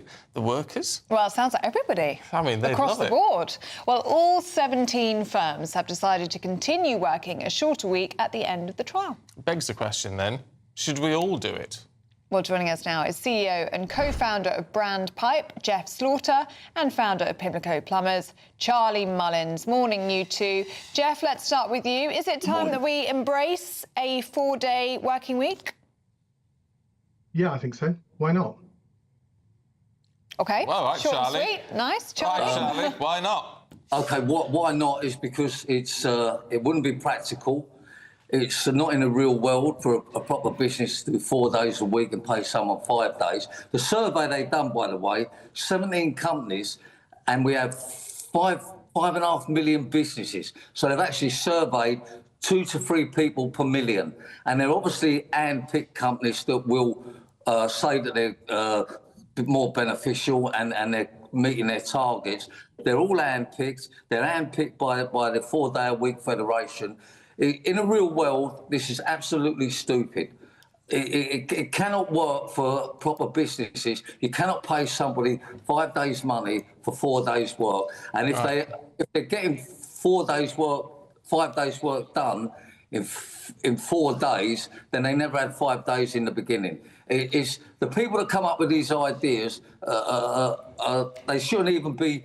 They shouldn't be nowhere near any business whatsoever. They're probably non-profitable businesses, charities, and people that hardly do anything at work. But how possibly can retail work 4 days a week? How can NHS work 4 days a week?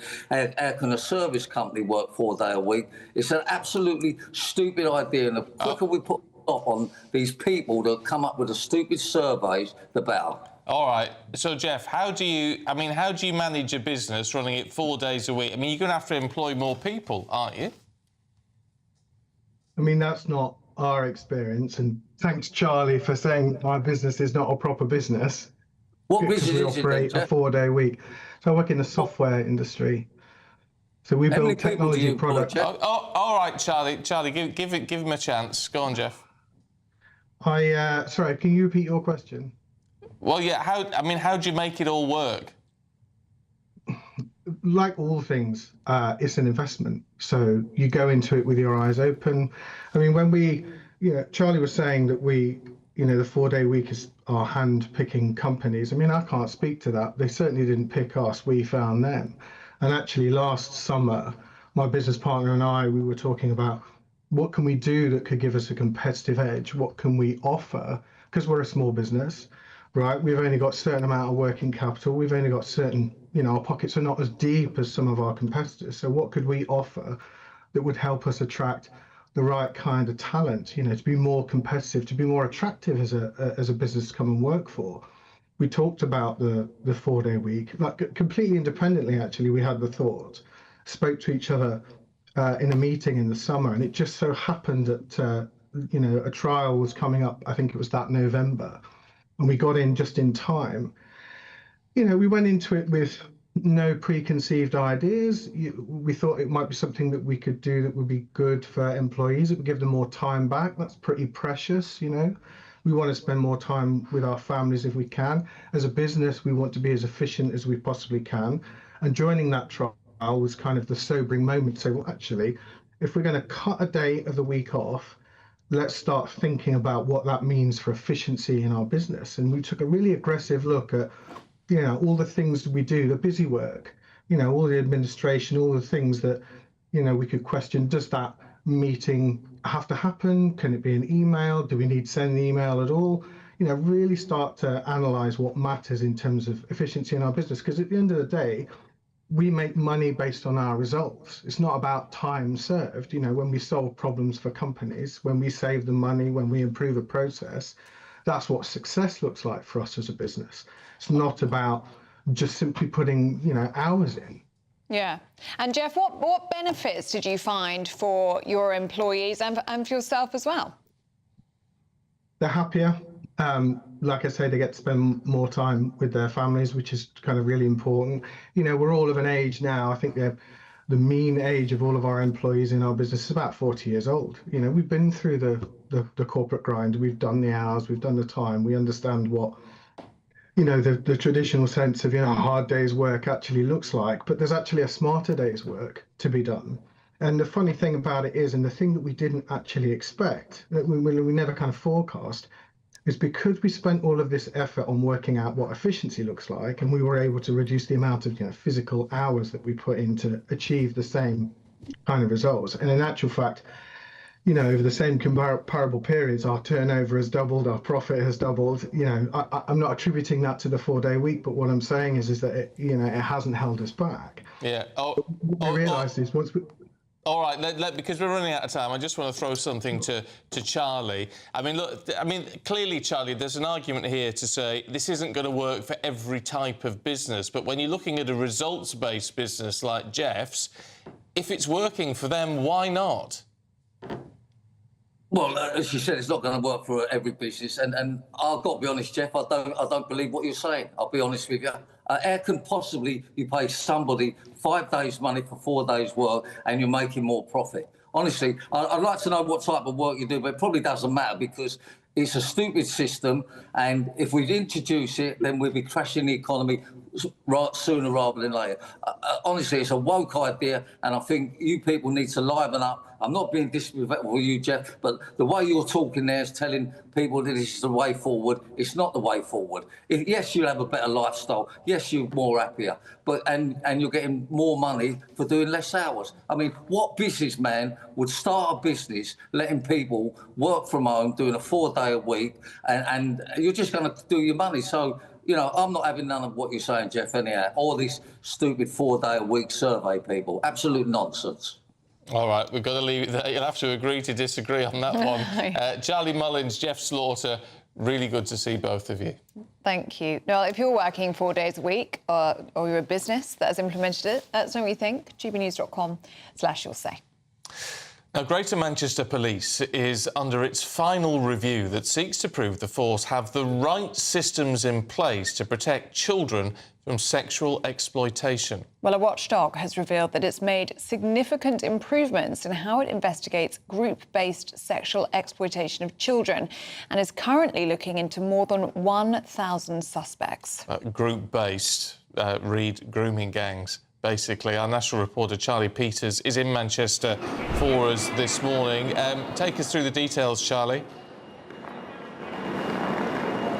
Well, it's a lengthy report, and good morning. It's covering so many years of failure, but His Majesty's Inspectorate of Constabulary claims today that there have been significant improvements in how the multi-agency response to grooming gangs or group-based child sexual exploitation and abuse occurs here in Greater Manchester. As you said, they found over 1,000 suspects who are subject to live investigation, and that refers to over 700 victims. I was speaking to some staff from the police just about 10 minutes before we came up now, saying that that 1,000 figure could be a bit of a misnomer because that could be various identities relating to one person, so it could be an inaccurate figure. But either way, the identification of so many suspects will be extremely troubling for the public in this city and across Greater Manchester because, of course, there have been so many failures engaging with this form of abuse. This is part 4 of an assurance review that was commissioned by the Mayor of Greater Manchester, Andy Burnham, after he watched the 3 Girls documentary in 2017. That series, that drama, sparking his drive to investigate the extent of this crisis. Now, when we were last here in January 2024, we heard from the investigators, Gary Ridgway and Malcolm Newsom, that there was girls being left at the mercy of being preyed on by Pakistani heritage gangs. But since then, this final report, part 4, which is looking at the current state of play, it finds that there has been significant improvement. However, there is also some extensive criticism, saying that trust and confidence in the police has been lost by many survivors because this is decades of failure that they are catching up with. There are also problems cited with intelligence provided by Manchester City Council. The Inspectorate of Constabulary, in their final report, saying that it took months for information to arrive from that council, which was so heavily redacted that some pages contained only a few words. So some direct criticism of that council in particular, with their reticence and their delay in sharing information. And I have to say that follows into reporting that GB News revealed last year. I mentioned Gary and Malcolm. They resigned from doing this part 4 of the review because they said they were being blocked from accessing information from Greater Manchester Manchester Police and the CPS. That's why His Majesty's Inspectorate was brought in. And just finally, on that point about the trust and confidence that victims have with the authorities, reading this report last night, I felt as though I didn't hear or see any of their voices. And that's a criticism that I've been hearing over the last day or so from survivors in Greater Manchester. They were not consulted for this report. We're going to hear in a moment from Kate Green, the Deputy Mayor. We've seen correspondence from her to survivors as early as a year ago, last July, saying that her team would find out how those voices could be heard. But frankly, they were not heard. OK, Charlie, thank you for bringing that to us this morning. Right, still to come. We'll take you through the papers with Alex Armstrong and Lewis Oakley. There they go. There they are. Yep, we'll chat to you in just a few minutes, you two. But first, if you're in search of some holiday sun, here's the forecast in some of the top European destinations.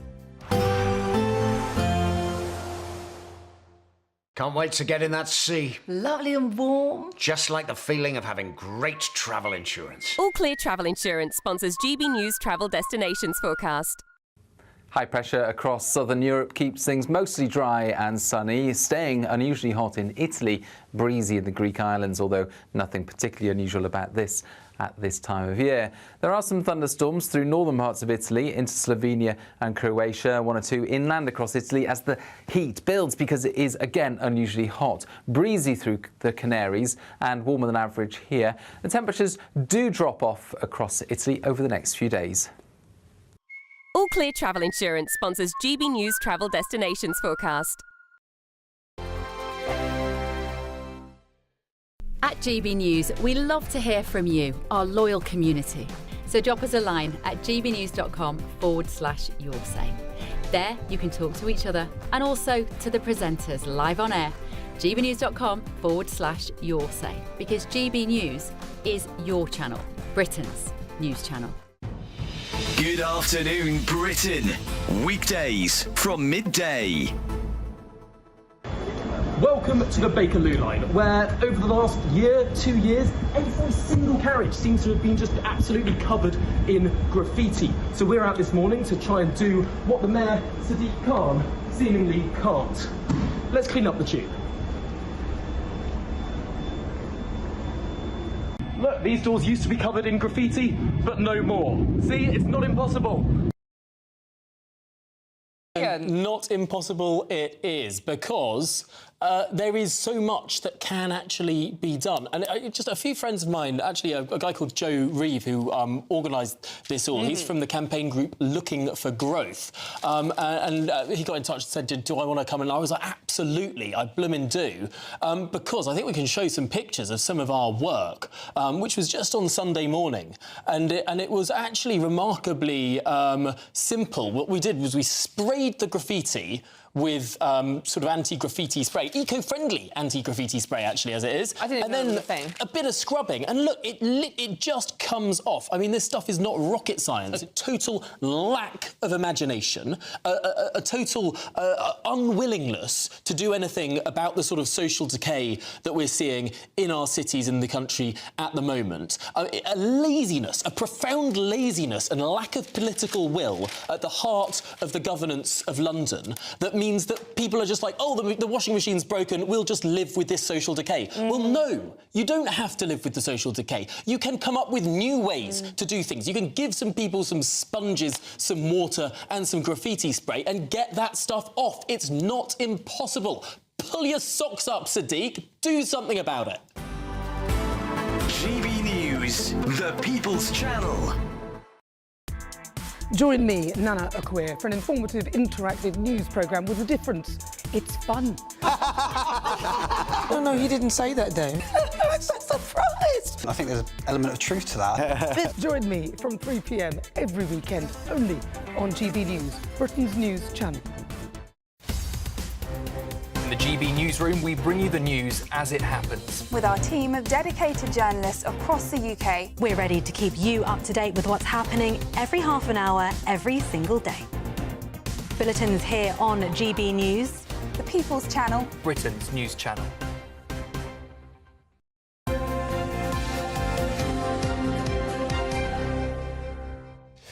7:44. Should we see what's in the papers this morning with GB News presenter Alex Armstrong and the broadcaster and podcaster extraordinaire Lewis Oakley? Good morning to you both. Good morning. Good morning. Morning, you two. All right, what should we start with? Alex, The Times. Oh, yes. Rachel Reeves. I mean, that was actually, it was so distressing to see.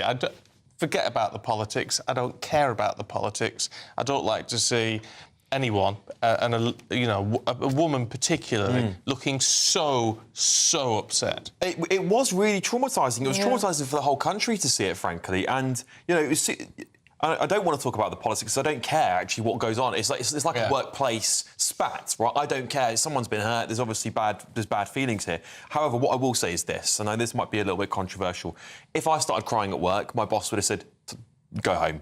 All right, don't drag... And particularly because she's the Chancellor.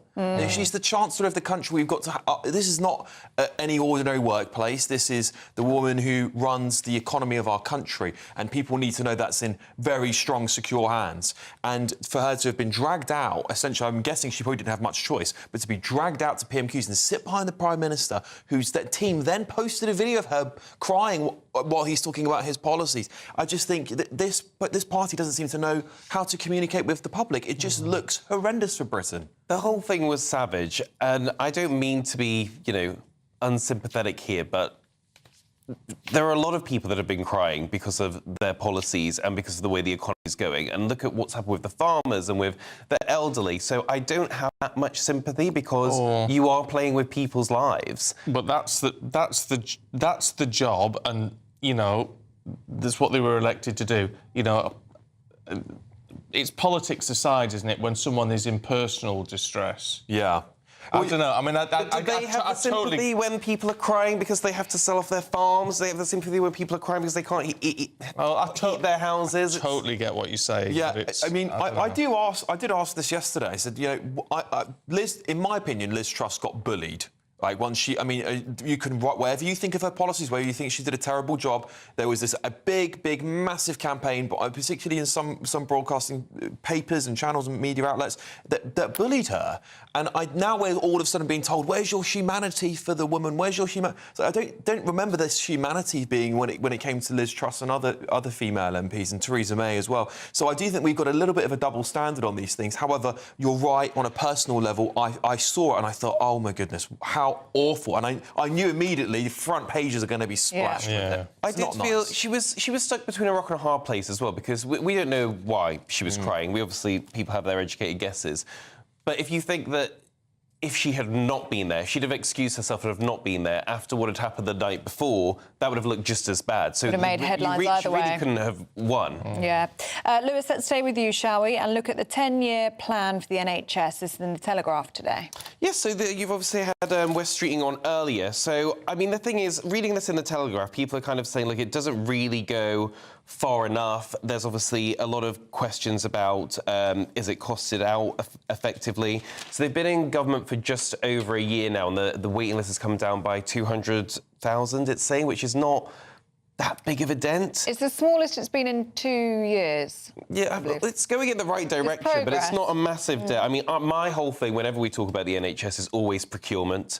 The amount of money it costs to just buy a pack of wet wipes in the NHS, and the ridiculous way we run procurement. If you want to save some money, have a look there. Apparently it costs, like, £35 to change a light bulb in a hospital. Mad. That's insane. No, it's crazy. Totally mad. Totally mad. It's crazy. I mean, look, the problem is we read all of this stuff. It's very difficult for us to envisage what it actually all means. Yeah. The only thing that gives me a little bit of hope is that we talked to a senior NHS doctor earlier on, who said, we've been planning out strategies for a long time, and this is pretty much what we were wanting. Yep. Now, I don't know if that means it will work the way it's implemented, but it gives me a little bit of hope that if this is what the physicians are saying, maybe it's the right thing. I think it is the right... these are good policies. These are good policies. I just do not have any faith that they're going to happen. This is a 10-year plan. This government looks like it could be out even in 5, or at least a severe change of leadership in that period of time. And as we know, it's very hard to get things done in this country, particularly on these long-term plans. If I were a betting man, I would say it will not happen. And there will be questions of this government now after the whole winter fuel debacle and the bill. I mean, it's passed, but really they took on the MPs and they failed, didn't they? Yeah. I mean,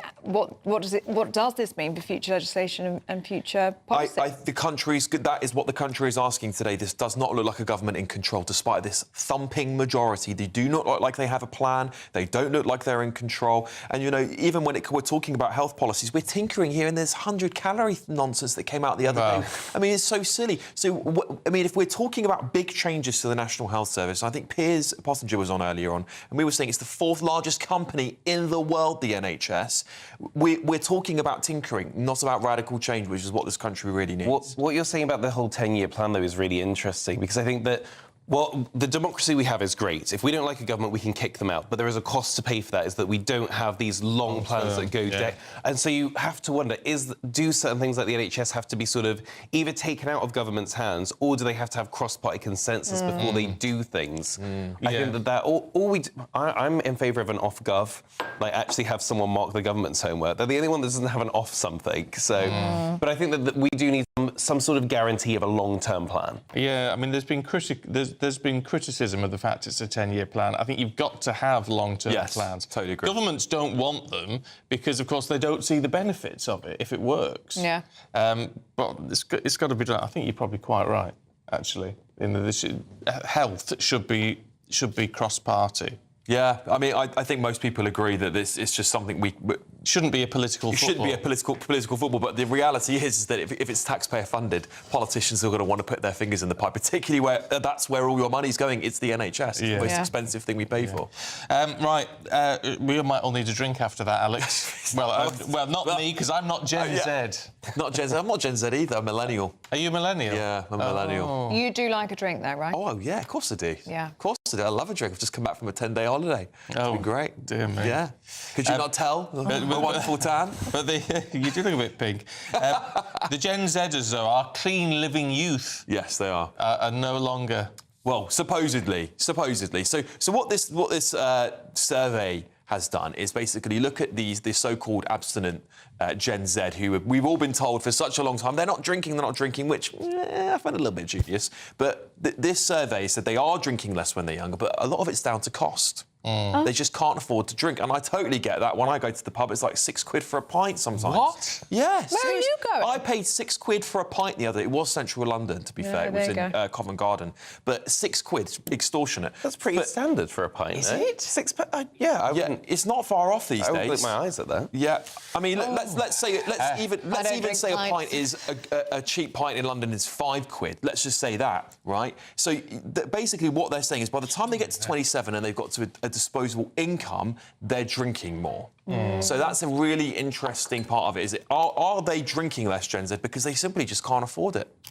Yeah, well, yeah. I think they are more health conscious. I mean, we don't expect the entire generation to be abstaining from everything. Of course, there's going to be a little bit of drinking, but from what I know of the people that I've interacted with that are Gen Z, they are more health conscious. They just don't want to smoke and drink like previous generations did. Yeah. And they're online all the time, aren't they? They're not out drinking with each other. They'll be on TikTok Live and things like that. They're much more. You're right. They're much more health conscious, much more informed as well about these things. They've got access to the internet. They can do their own research, and of course, a lot of them follow these health people online who tell them the negative effects of alcohol, which things we wouldn't have been told when we were growing up. Just like go and have a pint at the pub. No? Yeah, well, when I started drinking, it was about 80p. Yeah. What decade was that? 1930s. Yeah. Just before the war. It was about 85p a pint. Wow. Yeah. Right, there was uproar when it went to £1. Yeah. Yeah, it's insane. It is ridiculous, and I don't blame them for not wanting to drink, but particularly when it's just so expensive, they can't even afford to get rents these days. These kids, so I have sympathy for them. I really do. Not good news for our pubs, though, is it? It isn't. It isn't in the long run. But you know what? You can go to Wetherspoons. There are pints there for £1. Oh, well, there you go. There you go. You can get it. You just got to be a little less posh about what you drink. Yeah, Pubs are going to have to diversify, though. They should have, they should become working spaces in the day so that you can get a coffee and have free internet. Get on the drink and send a few emails off to your boss. Just very quickly, Lewis, let's have a look at the fact that we're spinning faster than ever. This is an odd story that I kind of is like, well, why is this not on the front page? So, yeah, the Earth is spinning up and the shortest day of the year is going to come around quicker than we thought. So I read that and was quite alarmed, but it's speeding up by sort of a millisecond, but they don't know why, which is worrying, because I always thought that the Earth's rotation was getting slightly slower by milliseconds, but actually, no, it's speeding up. Speeding up. Good news for people who want a shorter working day. There you go. Well, exactly. Take a few seconds off. Charlie Mullins will be furious. He will be. All right, you too. Thank you very much Too. indeed. Let's get a check now on the weather with Aidan.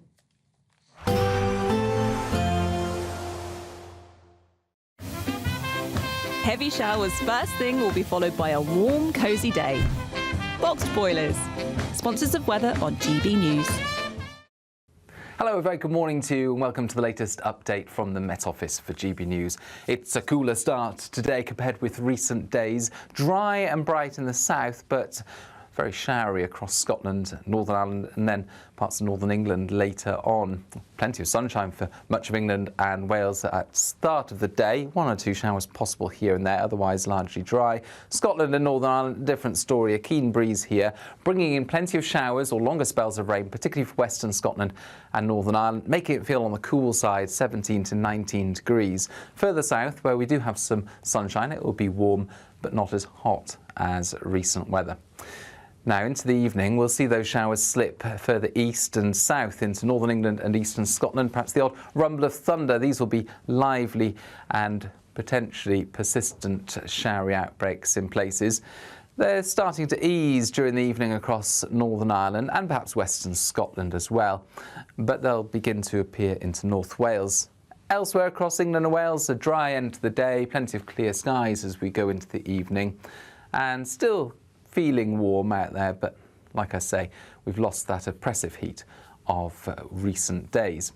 Now we go into Friday morning with some more persistent rain arriving into western and central Scotland. That will ease off initially, but then turn heavier and more persistent later in the day. Temperatures at the start of the day around the mid-teens, but as we go through the morning, it's going to start to feel more humid once again across the south, certainly. Plenty of sunshine through the southern half of the UK, another fine day to come.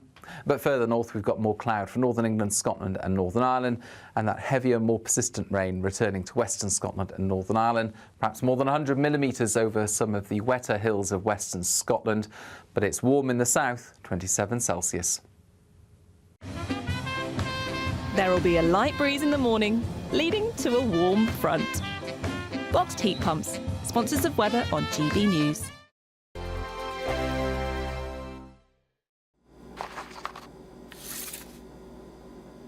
Crash Law 24 sponsors GB News Traffic and Travel Report. Good morning, this is the latest AI travel news from gbnews.com. Drivers should be aware of a partially blocked A895 at Long Annet roundabout due to an incident. There's a diversion on the A487 near Y Felin-Haley for maintenance. In Northamptonshire, lane closure and collision on the A45 eastbound between Northampton East and the A509. The M1 southbound in Bedfordshire faces closures due to a collision. South Gloucestershire's M32 has a broken down vehicle at Junction 1, closing one lane. And on the trains, East Midlands Railway is experiencing reduced service between London St Pancras International and Nottingham or Sheffield. For more travel news, go to gbnews.com. Crash Law 24 sponsors GB News Traffic and Travel Report. Imagine having an extra £1,000 to spend each week for an entire year. £54,321 in tax-free cash could be yours. Cash to spend however you like. £54,321 in cash could be landing in your bank account this year. For another chance to win £54,321 cash, text cash to 63225. One entry costs £2.50 plus one standard network rate message. Or text bonus to 63225. 5 entries cost £5 plus 1 standard network rate message. Go to gbnews.com/win. Entries start at £2.50. Call 0903 686 3232. Calls cost £2.50 plus your network access charge. Or post your name and number to GB14 PO Box 8690 Derby DE1 9TT. UK only. Entrance must be 18 or over. Lines close at 4 p.m. on the 1st of August. Please check the closing time if listening or watching on demand. This is Britain's newsroom, where your voice matters. It's just astonishing. With expert analysis and honest opinion, we don't just keep you informed. We bring you unique perspectives you won't see anywhere else. Can't argue with any of that. When the news happens, it happens here. On Britain's newsroom, weekdays from 9:30 a.m. Only on GB News. Westminster, the ultimate clique. And you're fighting like rats in a sack. But here on the Camilla Tominey Show, we ask the questions the establishment media is too scared to ask. OK, let me ask you a straight question, because I know you're a straight-talking politician. Whether it's net zero, illegal immigration or law and order, nothing is off-limits. You had the power then. Yeah, as I say, now you've lost it. That's the Camilla Tominey Show, a politics show that's fearless. No, let me finish my question if you don't mind, because it is my show. Sundays at 9:30, only on GB News, the People's Channel, Britain's news channel.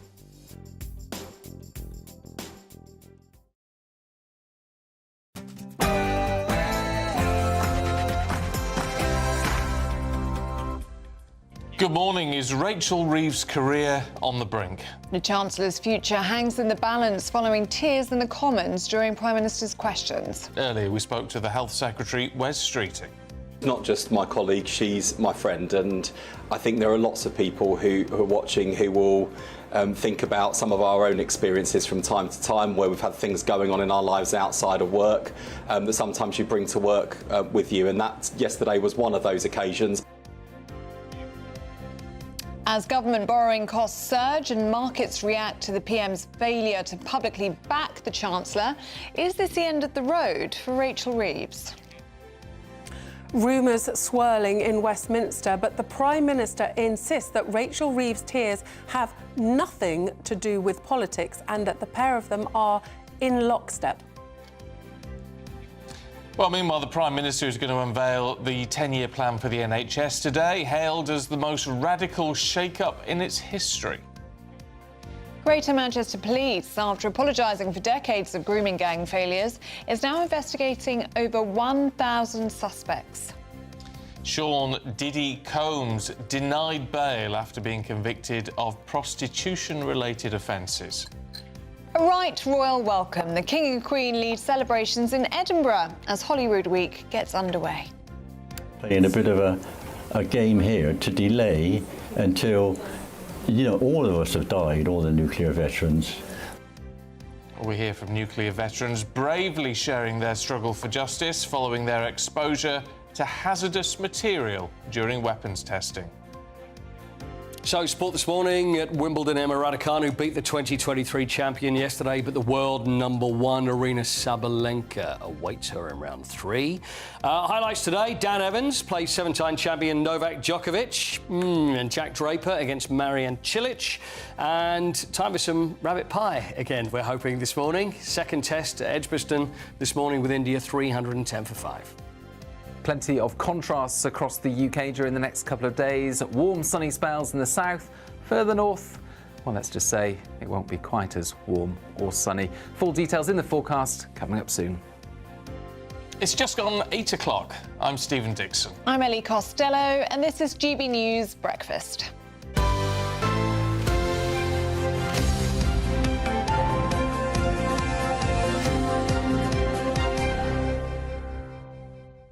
Irritating noises has got your attention this morning. There's a survey out today. Hammering or banging from your neighbours is number 1. A small dog's yapping, number 2. Drilling from another property, number 3. A fly buzzing around the room makes it on the list. All that sort of thing. It's a strong list. I mean, all of those are very jarring noises. Have you ever complained about any of those? actually got out and complained? I complain about the flies in my house all the time. Yeah, I know, but properly. You can't to the complain to the flies. fly. To the flies. Listen here, Mr. Fly fella, you can stop all that noise around Yeah, the face. honestly, so irritating. They don't listen. Leanne's been in touch saying, I'm just listening to your chat and I've changed my most annoying thing to hear. It used to be kids crying, now it's Sir Keir Starmer's voice. Yeah. Also got one from Karen this morning who says, oh my goodness, I've just heard you talk about the child next door that bangs his football all the time. We've had it for the last 15 years. He's 20, he's still doing it. One evening he was doing it till 11 p.m. I think the cut-off should be 9 p.m. See, that's fair. Yeah. That's it. So you don't mind if they're playing football, but not until late. Not until that late. No, the child next door to me was playing until 10 p.m. last night. Oh. But Karen says, we have lived in hope that he would outgrow this habit, but unfortunately he has not. Ellie, do they know what you do and they know who you are? No. No. So you don't No and think no. there's a possibility that they would be watching right now going, Oh, no. No, they don't. We've been around once before. Let's and give you your address. Complained about... and he was throwing a tennis ball against the wall. We share a wall, and all I could hear was that for hours on end. And we had to go around it. It was 4 p.m. in the afternoon, but we just said, look, that has to stop. Oh, so you did? You did complain? I've complained once, yes. And how did they respond to that? Well, it's still happening on the daily till 10 p.m, so not very well, I'd say. Oh, dear. But what can you say? I mean, we're told that children have their heads are inside a tablet, not this child. Yeah. He loves to... Buy him a tablet. Maybe he's throwing the tablet. That'd be the thing to do. Buy him a very big computer. Yes. And as much internet access as you can handle. There you go. So anyway, what are your most annoying noises? That's it. It was the banging and the... Well, I said about the hooting. Yapping Hooting. dogs. I don't like yapping You don't like dogs. yappy dogs? Do you not? No. Is Rex a yapper? No. He does occasionally bark, but when he barks, the foundations shake. I'll tell you what there is. There's a bird, I think it's a magpie. Oh, magpies screech. I call it a rattlebird, because it sounds like... And it's that just on the... And also the pigeons on the windowsill. Oh, squawking. That's also really, really annoying. So the That's birds- quite nice. It's like a purr. You miserable devil. I know, but if it's just... I love wildlife sounds. Yeah, I love all of that. So if you're a dog, you're not allowed, but if you're a wild dog... It's yappy. Little Yappy. Yeah, or- yeah. Small dogs are... Yeah. Muzzle them. Oh, no. No, I won't stand for that. I'm only joking. I'm only joking. Let us know your most irritating noises, the noises that drive you bonkers. Let us know. gbnews.com/you'll say. Now, our main news this morning, Rachel Reeves' future, well, could be hanging in the balance after that very emotional PMQs yesterday. And may I take this opportunity to thank our outstanding British Transport Police for everything that they do to support staff and passengers. Well, it's been reported that she had an altercation with Speaker of the House, Sir Lindsay Hoyle, shortly before PMQs. Well, the Treasury has said the Chancellor's tears were brought on by a personal matter. That's not been clarified any further. Downing Street have denied claims that Sir Keir Starmer and Rachel Reeves argued prior to her taking her seat on the front bench. Elsewhere in politics, looking ahead, the PM will unveil the 10-year plan for the NHS today. Some people asking, is it going to make enough of a difference? Is it too little, too late? How does it get implemented? Well, joining us now in the studio to discuss all of this is GB News political correspondent Catherine Forster. Morning to you, Catherine. And lots of reports in the papers today about why Rachel Reeves was crying. But politics aside, it was just so upsetting and uncomfortable to watch for everyone. It was absolutely amazing. I was sitting up in the press gallery. We knew that she was crying, but you couldn't see as closely as you could see on the television. But afterwards, when all the lobby journalists came out for the briefing with the Prime Minister's official spokesman, there would normally be a sort of hubbub. Everyone came out in total silence. There was this atmosphere that something terrible was going on. Now, the Prime Minister's official spokesman and the Prime Minister since were quick to say, A, she's not offered to resign, B, she's going nowhere, C, she has the Prime Minister's full support. But it was so striking when Kemi Badenoch asked the Prime Minister to guarantee that she was safe. He did not do that. So for all last night, he's been on telly, he's been saying we work together, we even think together, we are in lockstep. He also said that the tears had nothing to do with politics. All right, Catherine, thank you very much. We're just going to take you straight to Manchester for that Grooming Gangs news conference. Child sexual exploitation and abuse, commissioned by the Home Secretary in January this year, has highlighted similar concerns. There were also concerns expressed by the Crown Prosecution Service and Greater Manchester Police about what information in relation to live cases could be shared to avoid compromising and potential prosecutions. Nonetheless, the 3 reports published by the independent review team have led to improvement.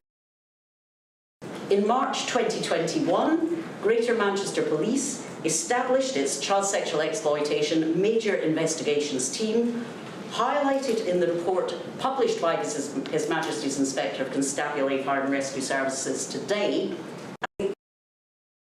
at this scale, to their knowledge, anywhere in the country.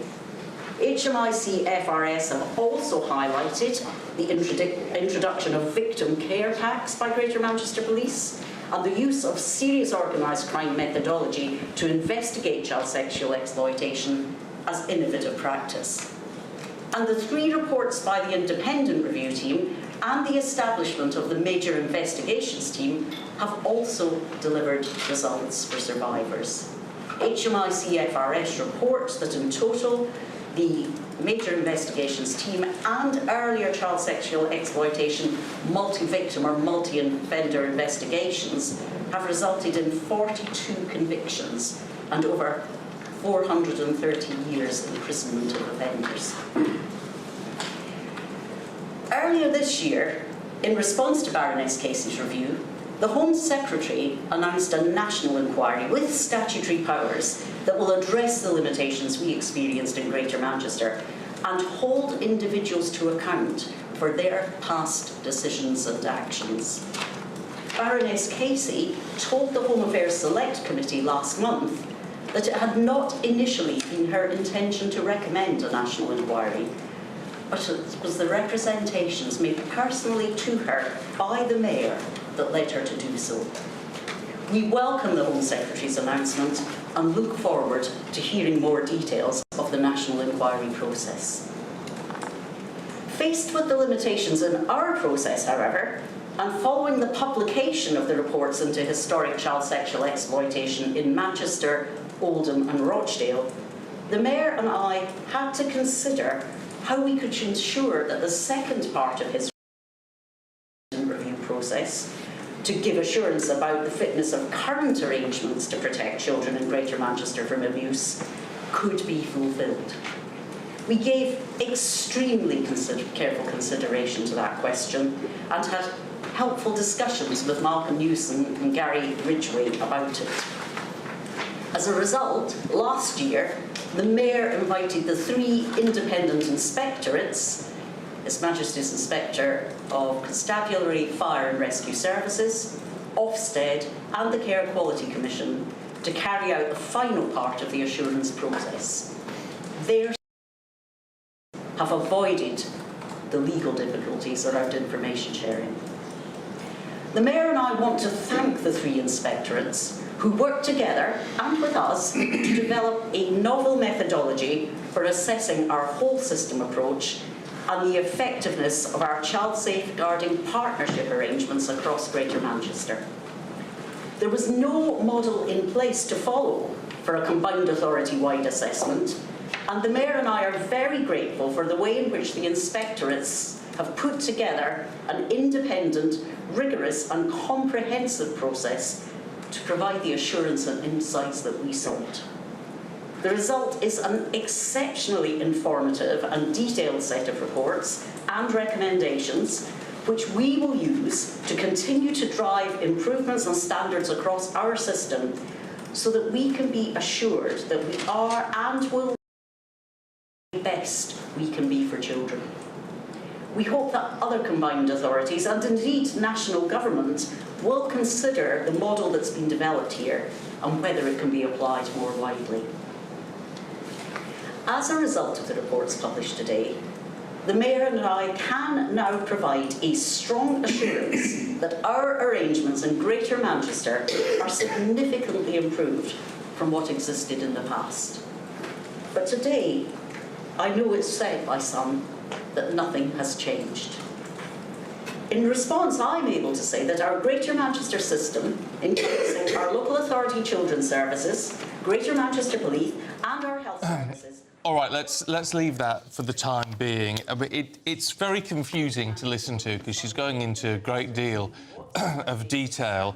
I mean, the key points from that, firstly, on the national inquiry, they welcome it. And they say it will address the limitations that they faced in Greater Manchester. 3 separate reports that they've been working through that are being published today, which will improve child safety in the Greater Manchester area. As you know, Charlie Peters is up there, so he'll be able to analyse that further for us, and we'll get that from him a little bit later on. So it sounds very confusing, but what they are saying is a significant amount of progress has been made, so they claim. But they also seem to be saying that actually it's Andy Burnham talking to Baroness Casey who really prompted the national inquiry into all of this. So whatever they're achieving with these 3 reports, they still feel a national inquiry was the right thing to do. Well, Charlie Peters is in Greater Manchester and will be bringing us analysis of that later on this morning.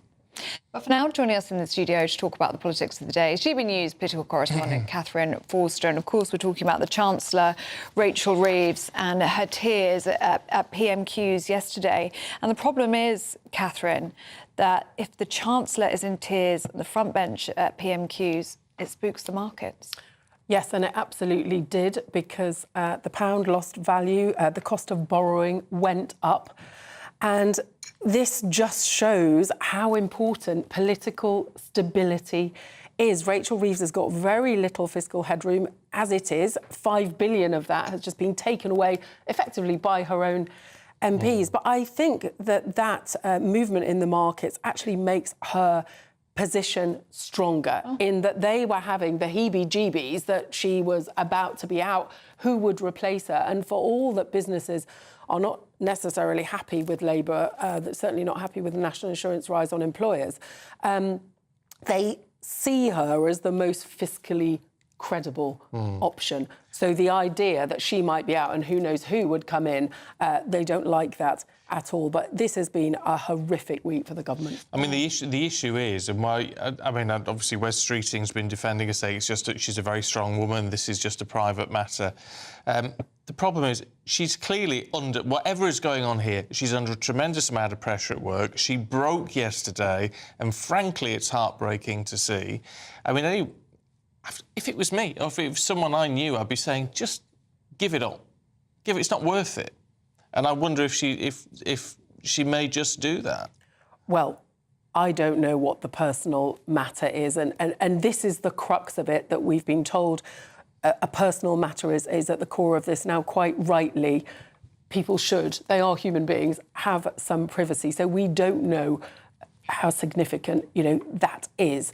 But she's made of pretty strong stuff generally. We didn't see it yesterday, but we do know there was a bit of a spat between her and the Speaker, Lindsay Hoyle, although that seems to be just possibly the last straw, not really what this was about. But multiple people said that she said to him, I'm just under so much pressure. No matter what is going on in her personal life, we can see she is under horrific pressure at the moment, and it looks like that's not going to go away anytime soon, because her job is to make the numbers add up. And this Labour rebellion has made that so much harder. The next thing is they'll be coming for lifting the 2-child benefit cap. That would be another £3.5 billion. I don't think they should hold their breath on that. OK, Catherine, thanks very much indeed. I mean, I know there will be people watching saying, well, I've no sympathy for her. Look what the government's doing. Yeah, and there are people saying that, yeah. But we've got to be human about this. Some things are political, some things are human. We've got to be decent human beings, haven't we? And have sympathy for someone who is upset, even if we don't agree with what they're doing politically. And if it is a personal issue, then of course we wish her well, don't we? As we would with anybody. Yeah, of course we do. Now, at 17 minutes past 8, let's get a check on the weather with Aidan.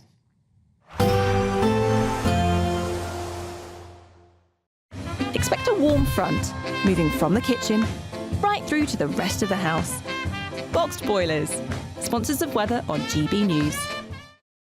Hello, a very good morning to you and welcome to the latest update from the Met Office for GB News. It's a cooler start today compared with recent days. Dry and bright in the south, but very showery across Scotland, Northern Ireland and then parts of northern England later on. Plenty of sunshine for much of England and Wales at start of the day. 1 or 2 showers possible here and there, otherwise largely dry. Scotland and Northern Ireland, different story. A keen breeze here, bringing in plenty of showers or longer spells of rain, particularly for Western Scotland and Northern Ireland, making it feel on the cool side, 17 to 19 degrees. Further south, where we do have some sunshine, it will be warm but not as hot as recent weather. Now, into the evening, we'll see those showers slip further east and south into northern England and eastern Scotland. Perhaps the odd rumble of thunder. These will be lively and potentially persistent showery outbreaks in places. They're starting to ease during the evening across Northern Ireland and perhaps western Scotland as well, but they'll begin to appear into North Wales. Elsewhere across England and Wales, a dry end to the day, plenty of clear skies as we go into the evening, and still feeling warm out there, but like I say, we've lost that oppressive heat of recent days. Now we go into Friday morning with some more persistent rain arriving into western and central Scotland. That will ease off initially, but then turn heavier and more persistent later in the day. Temperatures at the start of the day around the mid-teens, but as we go through the morning, it's going to start to feel more humid once again across the south, certainly. Plenty of sunshine through the southern half of the UK, another fine day to come. But further north, we've got more cloud for northern England, Scotland and Northern Ireland, and that heavier, more persistent rain returning to western Scotland and Northern Ireland. Perhaps more than 100 millimetres over some of the wetter hills of western Scotland. But it's warm in the south, 27 Celsius. A positive outlook through the night will power through to a bright day ahead. Boxed Home Battery Storage, sponsors of weather on GB News. Yeah. Now, following a week of soaring temperatures, but only in the southeast, according to you. Well, you're not in the northwest. Put it that way. Well, we have got the coolest cash prize to be won. See what I did there? Totally tax-free, £54,321 is up for grabs in our latest Great British Giveaway. It could all be yours. Here are all the details that you need. The Great British Giveaway is now even greater, with your chance to win our biggest cash prize so far. A totally tax-free £54,321 cash could be yours. Cash that you could spend however you like. It's like having an extra £1,000 each week for a whole year to play with. Imagine what you could do with that. Someone is guaranteed to win this amazing amount of cash, so make sure that someone could be you. For another chance to win £54,321 cash, text cash to 63225. One entry costs £2.50 plus one standard network rate message, or text bonus to 63225. 5 entries cost £5 plus one standard network rate message. Go to gbnews.com/win. Entries start at £2.50. Call 0903 686 3232. Calls cost £2.50 plus your network access charge, or post your name and number to GB14 PO Box 8690 Derby DE1 9TT. UK only. Entrance must be 18 or over. Lines close at 4 p.m. on the 1st of August. Please check the closing time if listening or watching on demand. Good luck. Right, it's 8:21. Still to come, we'll get the latest from the P. Diddy trial. There's been convictions. Sentencing isn't going to happen for a few months. We'll get the latest in a moment.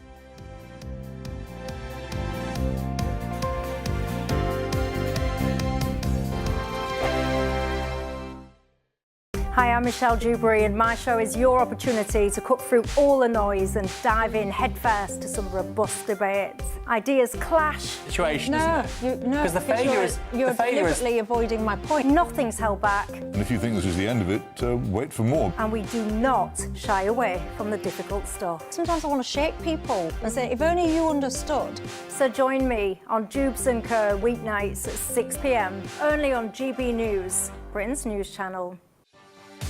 Martin Daubney, weekdays from 3 p.m. French authorities first seized the Lady T, and that's an Eastbourne-based fishing vessel. And next, they fined its skipper, Philip Edwards, €30,000 to release his boat. Now, the Lady T, operating legally under UK jurisdiction, was intercepted by a French patrol ship near the Somme Bay. Now, the incident has sparked massive outrage among British fishermen and is renewing calls for the government to stand firm against French overreach in national waters. Well, I'm delighted to say I'm now joining with Charlotte Edwards, who's the husband. Husband Philip is the skipper of the Lady T and is out fishing right now. Charlotte, welcome to the show. I've got to say, here at GB News, we are hugely supportive and appreciative of British fishermen and fisherwomen. Do a fantastic job. So if you're nervous about the interview, please don't be. I want to ask you how on earth this happened. I mean, there's been a lot of talk, for example, that the Lady T didn't have the correct paperwork, it was fishing illegally, and the French decided to pounce. What's the reality? The paperwork just slipped through. It was an admin error. The other two boats had the permits, and unfortunately, his didn't at the time. He wasn't in as far in as they said he was. He was about 800 metres in their water. He wasn't near the 12-mile. He was intercepted by the Pluvier. That's a French Navy ship. No, by the way, the sort of French Navy ships that just seem to give an escort to illegal dinghies coming into British waters, suddenly pouncing into action. The only boat they've managed to stop seems to be the Lady T. GB News, the People's Channel. Good Afternoon Britain isn't just about us. The wonderful thing about this programme is it's about everyone watching. It's an interactive programme. Well, there absolutely is something to see here, and we're going to be talking about it more. Whether it's breaking royal news, please bring us up to date, or indeed a particularly punchy speech in the House of Commons. Very, very curious. We bring it to you live, and then we bring you live reaction as well. That's Good Afternoon Britain, weekdays from midday. Only on GB News, the People's Channel, Britain's news channel.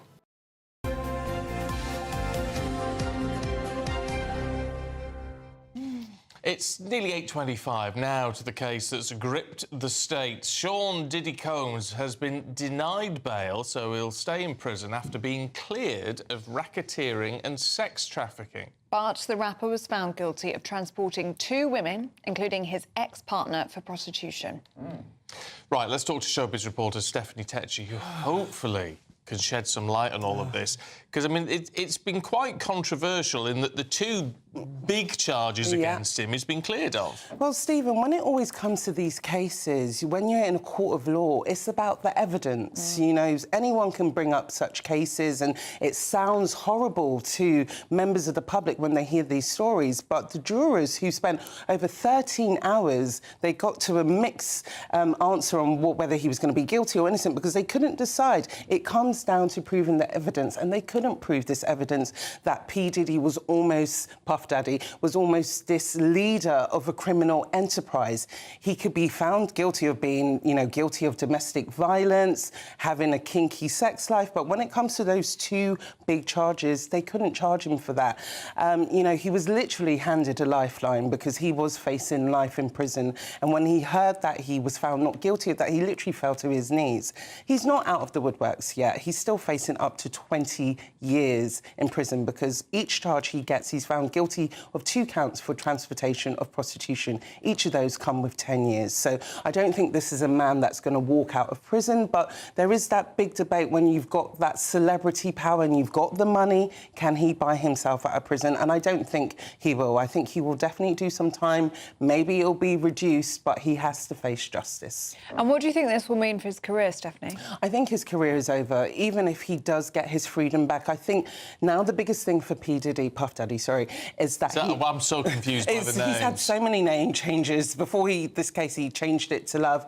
But I think for him now, it's fighting for his freedom. His career's in tatters. We've seen some horrendous videos of him attacking Cassie. His sordid life is now public knowledge. So even if he does walk out of prison, this is not going to be the man that's going to enjoy the fame and the power and the success he once did. We're talking, this has been one of the biggest showbiz trials since Michael Jackson was cleared of child sexual abuse allegations 20 years ago. And it's not something people's going to forget. And beyond this, all these charges as well, he's still facing a slate of lawsuits. Yes. So, you know, he's just got a... You know, he's said goodbye to this big case that's been hanging over his head, but as well, he's been denied bail, so he is going to be in prison till October. I mean, the civil lawsuits are interesting, aren't they? Because I mean, we saw with things like O.J. Simpson, you can be cleared of one thing and done for another.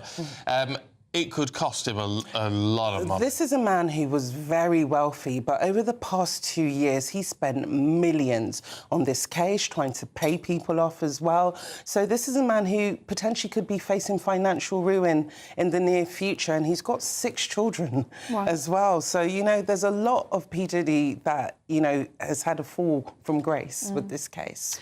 Steph, what have you made of the last 7 weeks in court? Because it's been extraordinary in court, but also outside, because you've had traditional press covering this, but also so many influencers and online commentators, I guess you'd say, who are honing in on this. It's been amazing. Well, not amazing, but it's been very nail-biting, very interesting coverage over the past 7 weeks, because you've seen all these people who are die-hard P. Diddy supporters who haven't had access into the courts, but they've been coming every single day because they want to see this man to be cleared or deemed innocent. So I think it's been a thing where it's been a shut door. We haven't been able to see all of the evidence. All it has been is hearsay. So it has been a bit of a citizen interest in this court case, which is quite bizarre, knowing all the cases and charges that are against him. I mean, I tell you what, it hasn't done the sort of rap hip-hop industry a lot of good, has it? Because, as you say, even though he's been cleared of a lot of this stuff, I mean, the stuff that we've seen on video and all the rest of it makes it look like a very sordid business. It is, but I think it's a wider thing in showbiz and entertainment, as we've seen with the Harvey Weinsteins and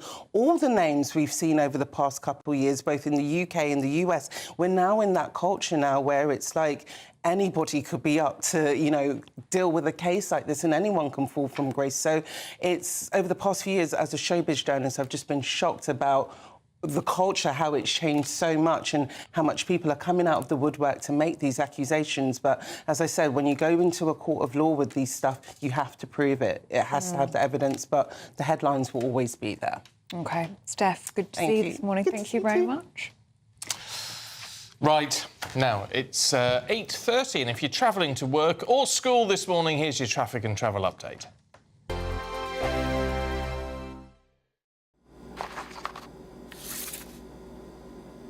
Crash Law 24 sponsors GB News Traffic and Travel Report. Good morning, this is the latest AI travel news from gbnews.com. The A895 Long Annet roundabout is partially blocked due to an incident. The A487 northbound at Y Fellinhelly is closed for maintenance with diversions. In Kent, the A282 anti-clockwise exit slip to the A206 is blocked, closing one lane. Expect delays until 9 this morning. Northamptonshire reports lane closures on the A45 eastbound due to a collision, expected to clear soon. And on the trains, East Midlands Railway runs a reduced service between London St Pancras International and Nottingham, with disruptions on the London Overground between Willesden Junction and Clapham Junction. For more travel news, go to gbnews.com. Crash Law 24 sponsors GB News Traffic and Travel Report. Good Afternoon Britain isn't just about us. The wonderful thing about this programme is it's about everyone watching. It's an interactive programme. Well, there absolutely is something to see here, and we're going to be talking about it more. Whether it's breaking royal news, please bring us up to date, or indeed a particularly punchy speech in the House of Commons. Very, very curious. We bring it to you live, and then we bring you live reaction as well. That's Good Afternoon Britain, weekdays from midday. Only on GB News, the People's Channel, Britain's news channel. From the school run to the home run, watch a new show for all of Britain. So he can say whatever he wants. A straight-talking show where all voices are heard. And, you know, when are we going to stop talking about smashing the gangs and actually do it? With the stories that matter from every part of our country. There's a bit of a crash landing there for your Chancellor. Bold, fearless and standing up for you. That's me, Martin Daubney, 3 p.m. till 6 p.m, weekdays, here only on GB News, the People's Channel, Britain's news channel. Westminster's full of talk, but out here, it's the real world. Am I allowed to talk now? No, that's it. This is where it matters, real people and real lives. That's what politics is all about. In fact, has Trump made a good start? No. Straight answers, no spin, and just a couple of pints. How many fingers have I got up? About 10. So join me for Lee Anderson's Real World every Friday at 7 p.m, only on GB News. The People's Channel, Britain's news channel. You want to know what's really going on in the corridors of power? Labour don't know what to do with you half the time, and that makes you quite lethal in the chamber. Get behind the headlines with Chopper's Political Podcast. Join me, Christopher Hope, as I sit down with the great and the good of British politics. We'll see where this ruling takes us. These are the stories shaping our nation. Chopper's Political Podcast, available now on all platforms. Listen in and stay ahead. At GB News, we love to hear from you, our loyal community. So drop us a line at gbnews.com/yoursay. There you can talk to each other and also to the presenters live on air. gbnews.com/yoursay, because GB News is your channel, Britain's news channel. Join me, Nana Akweer, for an informative, interactive news programme with a difference. It's fun. No, he didn't say that, though. I'm so surprised. I think there's an element of truth to that. Join me from 3 p.m. every weekend, only on GB News, Britain's news channel. In the GB Newsroom, we bring you the news as it happens. With our team of dedicated journalists across the UK, we're ready to keep you up to date with what's happening every half an hour, every single day. Bulletins here on GB News, the People's Channel, Britain's news channel.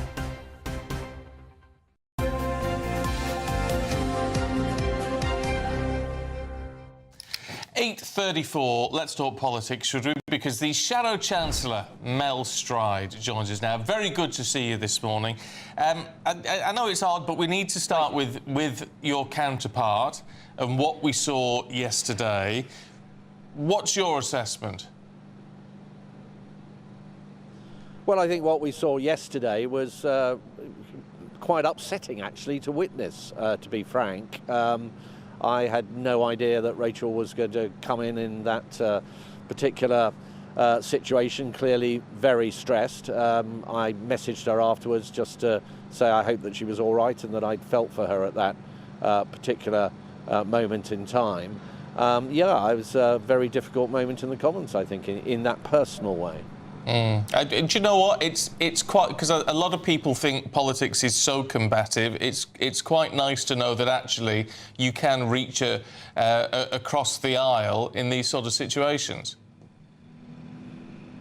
Yeah, I think that's really important for people to focus on, actually, is there's so much brutality in politics, and you see it from other politicians, you see it from the press, the media, social media, and so on, but never to forget that people are ultimately human beings, and in the case of politicians, the vast majority of them, they may disagree about things and how to do the right thing for the country and so on. At the end of the day, they're in there doing their best around what they actually believe. And yes, when somebody's in a difficult personal situation like that, my heart went out to her. And I mean, we're being told it's for personal reasons. One of the many things that may have upset her yesterday was the Prime Minister failing to back her in the Commons when he was asked to do so by Kemi Badenoch. Do you think that the Chancellor will still be in her post to deliver the autumn budget?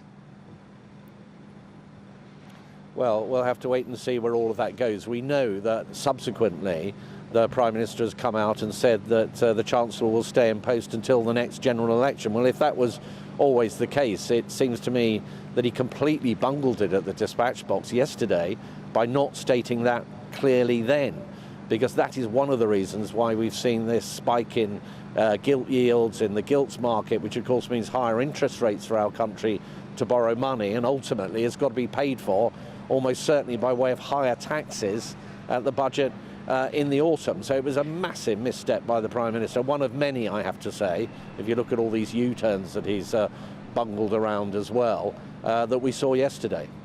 I ask you about this 10-year plan? It's all being unveiled today, the NHS 10-year plan.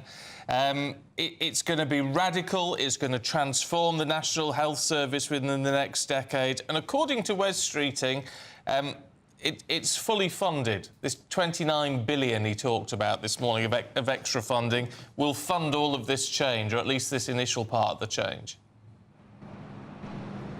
Well, it's one thing to have a plan, Stephen, it's another to deliver on a plan. And what we've seen from this government is, look, they had 14 years to get this plan together. They've been in office for a year already, and we're only now apparently going to be shown this plan in its full form today. If you look at delivery, look at all the U-turns this government's conducted. A U-turn on winter fuel payments, which incidentally is an unfunded commitment of £1.25 billion. The U-turn on the national inquiry into grooming gangs that Kemi Badenoch and others pushed so hard for. The U-turn that we saw, the farcical U-turn around welfare and the second reading of that bill, stripping out almost all the savings. So another unfunded black hole that the Chancellor and the Prime Minister have created. And all of that, I'm afraid, is adding up to further tax increases in the autumn. So to get back to your question, when it comes to the NHS and its plan, great to have a plan, but there's no evidence that this government has got the grip or the delivery to actually make these things happen. Do you welcome, though, the plan for thousands more GPs and to prioritise British doctors? So, yeah, I mean, look, when we were in government, we substantially increased the number of GPs and the number of nurses with record funding for the NHS. The key thing, though, is to get productivity in the National Health Service up, and that requires some really tough decisions. It doesn't just require spending tens of billions of pounds. It's very easy to do that, and that comes, of course, with a cost, not least for taxpayers. What you've got to do is fundamentally reform the system so that it's more productive, and that gets back to my earlier point. If you're going to do that, you have to take some tough decisions along the way. You have to have a united parliamentary party that's going to deliver that change, and we've seen no evidence that the Labour Party in government is capable of any of that, I'm afraid. Yeah, just before we let you go, Mel Stride, this is a 10-year plan. That's ambitious in itself, but perhaps necessary. The Labour Party is seen as a party that can reform the NHS in a way the Tories can't, just for political reasons. If this process does begin and you were to get back into power, would you continue it? Would you see it through? Well, Stephen, we need to see the detail, and I believe there's going to be a statement in the House of Commons, and the full details will be released a little bit later on today. All I've seen is a press release issued last night, so we'll have to see. But of course, what we have to do as a party is those hard yards and that deep thinking over the next months and years to make sure we come up with the right approach to our National Health Service, respecting the fact that it needs to be there, free at the point of use, but it needs to be far more productive. Productivity in the NHS actually has gone backwards since the pandemic, and that is something that does need to be addressed. But as I say, I don't think there's any evidence with this government that they have the kind of grip and the ability to deliver in the way that is going to see the NHS moving into a better place, but let's see. Mel Stride, we're out of time with you, but thank you so much for joining us this morning. Thank you. Right, we're going to rattle on because in a couple of minutes, Alex Armstrong and Lewis Oakley will take us through the papers. There they are. But first, here's the European forecast. I hope we haven't forgotten anything. Travel insurance, I tick that box. Yeah, but remember what you forgot last year. All Clear Travel Insurance sponsors GB News Travel Destinations forecast. High pressure across southern Europe keeps things mostly dry and sunny, staying unusually hot in Italy, breezy in the Greek islands, although nothing particularly unusual about this at this time of year. There are some thunderstorms through northern parts of Italy into Slovenia and Croatia, 1 or 2 inland across Italy as the heat builds because it is again unusually hot. Breezy through the Canaries and warmer than average here. The temperatures do drop off across Italy over the next few days. All Clear Travel Insurance sponsors GB News Travel Destinations forecast.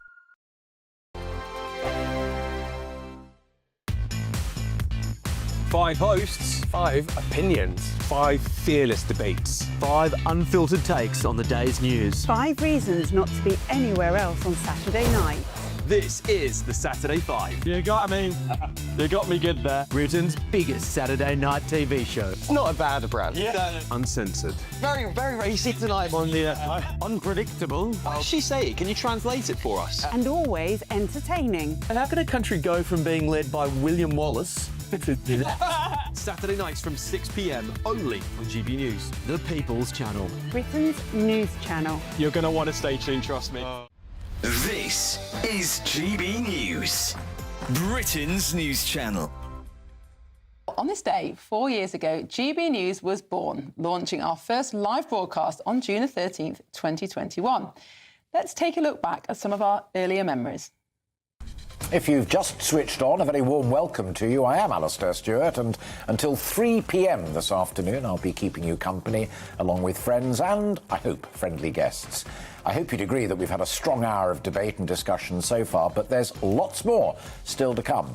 GB News is all about you, our viewers. Any burning questions or stories that you think we need to cover, no matter how big or small, we really do want to hear from you. Well, we can now speak with former GB News presenter Alistair Stewart. Alistair, thank you so much for joining me. Thinking back to 4 years ago, what did you think the channel's prospects were? Did you think it would be a success? I did. Thank you so much for having me on, and a very happy birthday to you, one of the many brilliant faces, as we call it in the trade, presenting programmes, but also to the absolutely wonderful team of technicians that you've got behind you, making sure that this all gets on air very smoothly. And we've not only hung on in there, but we've now got GB News Radio as well. Online, we're huge. We get quite good numbers on viewing, very, very good numbers on listening, well ahead some of the other competitors. I do remember when Murdoch launched Talk, there were quite a few people in the newsroom who were nervous, not because they were so good, but because Murdoch had so much more money than we did. We've seen them off. They're virtually dead in the water now, and we are thriving, celebrating 4 years of triumphal and brilliant journalism. GB News, the People's Channel.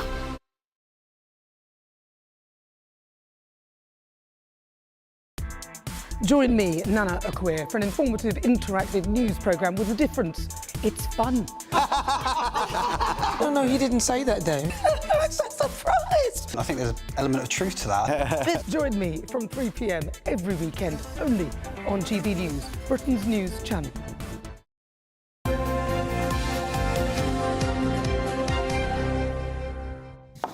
Welcome back to Breakfast. We are going through the papers in the company of GB News presenter Alex Armstrong and broadcaster and podcaster Lewis Oakley. Morning, you two. Good morning. Oh, Alex, can we talk about the Princess of Wales, please? I know. Because I just thought, well, she was incredible yesterday, wasn't she?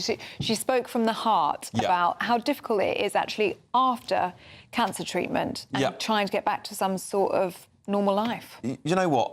This woman, she's absolutely brilliant, isn't she? And I think this is what we expect from royalty. I think she's a perfect. She's going to make a brilliant queen one day. She will. But again, a lot of people, when they've gone through cancer, will tell you that it's not just you've got past it and it's over. You have to live with it afterwards as well, and you have to live with, your life changing and the worry and the fear of it coming back. And she has been very, very open, and she said I just want to quote her directly, you have to find your new normal. That takes time. It's a roller coaster. You have hard times. And of course, she's not the only one in the family that suffered through cancer. No. The king is still got cancer at the moment, as well as other members of the royal family. But I think it's just really refreshing to see them talking about this, because they are normal human beings. They are human beings at the end of the day, you know? I remember being on air just before we found out what was wrong with her, and I remember saying, it's going to be really tricky, because once we find out, she's not going to ever be able to get away from it. But I think that she's been so dignified in the way that she has taken it in her stride and shared the things that she's comfortable to share and be honest. It's been a really inspiring story. Yeah, the Princess of Wales is just a brilliant example to follow, and very brave to constantly talk about this stuff as well, because you don't want your whole legacy to be about this. Yeah. But you're doing such a justice to the rest of the country when you do. Yeah, it will make such a difference, won't it, to thousands of cancer patients up and down the country who can relate to how she's feeling. Absolutely right. Yeah. Can we have a look at the eye, Lewis? Because this is a difficult one. The triple lock is really wanted by an awful lot of pensioners. Well, of course, but if we keep it in place, it's going to cost us an extra 40 billion by 2050. An extra 40 billion, but also they're saying that the retirement age will have to go up to 74. So it's two things can't exist at the same time. Alex and I were talking in the green room about retirement, and I was saying, look, if we're talking about it being 74 now, and I'm 33, by the time I get 74, it will probably have gone up to 80. Like, is there any point? And realistically, the demographics are changing. We know that we have a problem with the birth rate in this country, so there aren't going to be the people around to pay out the pensions. Because the thing is, that, people are putting into pensions now. That's being paid out now. It's not actually being put away. Banked, so it's a bit of a tricky situation. I'm not really sure what the future is going to hold for this. I know a lot of people, I'm in my mid-30s, I know a lot of people my age and younger who are just not bothering with pensions. They just do not believe they're going to get a pension. They don't believe that they're going to be able to enjoy it by the age they do get it. Yes, but they need to get a private pension, because this state pension ain't going to exist. Well, that's a good point. That's a good point. A lot of them are saving, a lot of them are investing their money instead and finding other ways to sort of secure their future, or just not even thinking about it. That's the reality, because I think a lot of people think about pensions, they go, am I going to ever be able to get one? I think this is the thing. The young generation now, they're either trying to find some new way to look after themselves in older life, or they're just not thinking about it. Yeah. I mean, how can you worry about a pension when you can't even afford to buy a home? Yeah. Yeah, well, the bottom line with the pension, they always say it doesn't matter how little you put in, as long as you're putting something in. Away. It's like a couple of quid a month away, if you have to, just to get it going. But the whole triple lock thing, I mean, I know people will want to lose the triple lock, but it's not going to last. It's not sustainable like that, is it? I don't know what you do. Alex, let's talk about dotty civil servants. What's this about in the Times? Okay. This is just... We talk a lot about government waste on this channel, and I know the government has been big on at least appearing to be they want to get rid of government waste. They do, so they tell us. Oh, there's so much so, Stephen, so much so. So anyway, they've done a little bit of a rebrand. Have you ever used gov.uk before? I was on that very website this morning. The new app, Yes. Oh, I'm sure you've seen it all. Well, they've done a rebrand of it. I don't know if we've got any pictures of it, because you really need to see this to believe it. But the Times are running this on page 2, so if you've got a copy of the Times at home, you can have a look.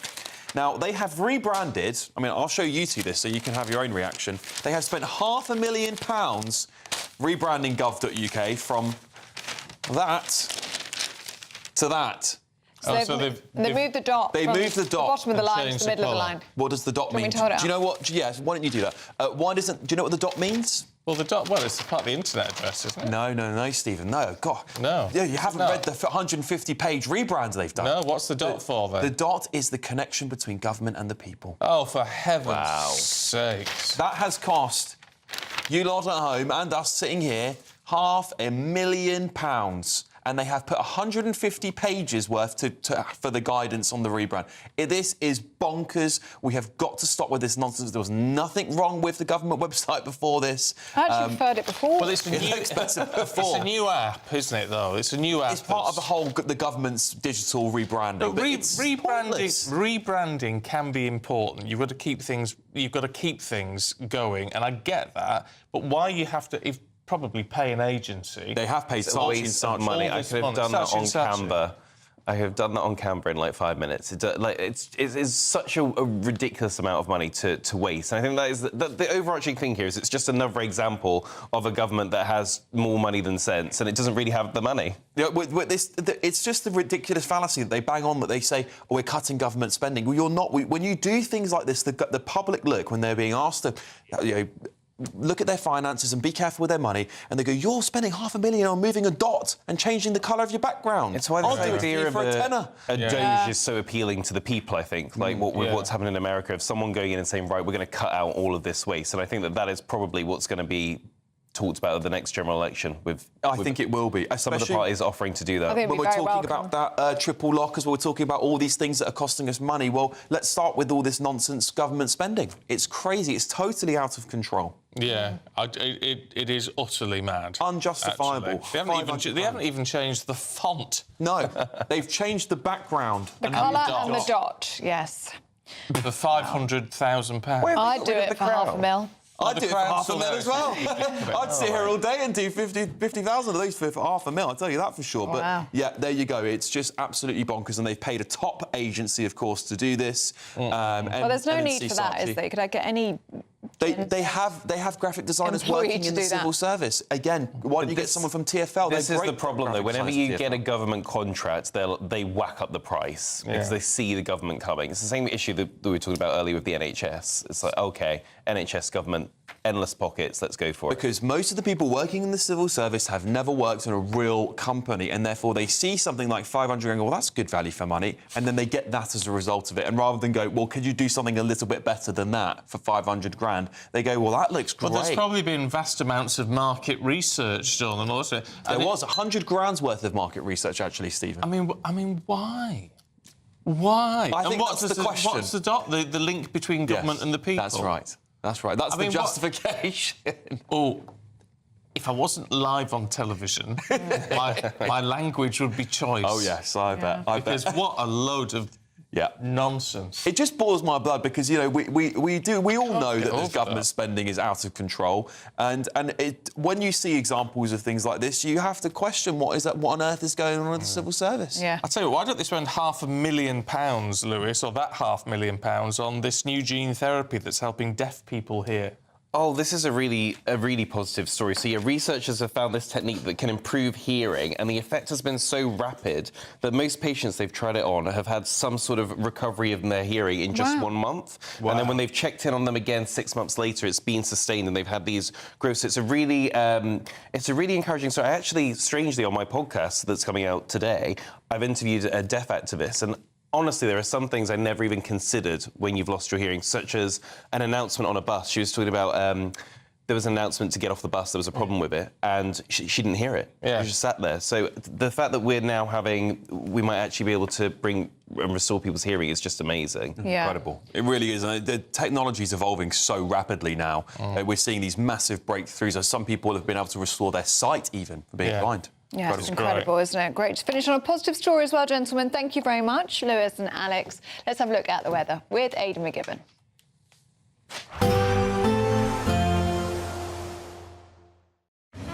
Even though we'll see a cloudy start, it'll be a bright outlook for the rest of the day. Boxed Solar, sponsors of weather on GB News. Hello, a very good morning to you and welcome to the latest update from the Met Office for GB News. It's a cooler start today compared with recent days. Dry and bright in the south, but very showery across Scotland, Northern Ireland and then parts of northern England later on. Plenty of sunshine for much of England and Wales at start of the day. 1 or 2 showers possible here and there, otherwise largely dry. Scotland and Northern Ireland, different story. A keen breeze here, bringing in plenty of showers or longer spells of rain, particularly for Western Scotland and Northern Ireland, making it feel on the cool side, 17 to 19 degrees. Further south, where we do have some sunshine, it will be warm, but not as hot as recent weather. Now, into the evening, we'll see those showers slip further east and south into northern England and eastern Scotland. Perhaps the odd rumble of thunder. These will be lively and potentially persistent showery outbreaks in places. They're starting to ease during the evening across Northern Ireland and perhaps Western Scotland as well, but they'll begin to appear into North Wales. Elsewhere across England and Wales, a dry end to the day, plenty of clear skies as we go into the evening, and still feeling warm out there, but like I say, we've lost that oppressive heat of recent days. Now we go into Friday morning with some more persistent rain arriving into western and central Scotland. That will ease off initially, but then turn heavier and more persistent later in the day. Temperatures at the start of the day around the mid-teens, but as we go through the morning, it's going to start to feel more humid once again across the south, certainly. Plenty of sunshine through the southern half of the UK, another fine day to come. But further north, we've got more cloud for northern England, Scotland and Northern Ireland, and that heavier, more persistent rain returning to western Scotland and Northern Ireland. Perhaps more than 100 millimetres over some of the wetter hills of western Scotland. But it's warm in the south, 27 Celsius. Expect a warm front, moving from the kitchen right through to the rest of the house. Boxed boilers, sponsors of weather on GB News.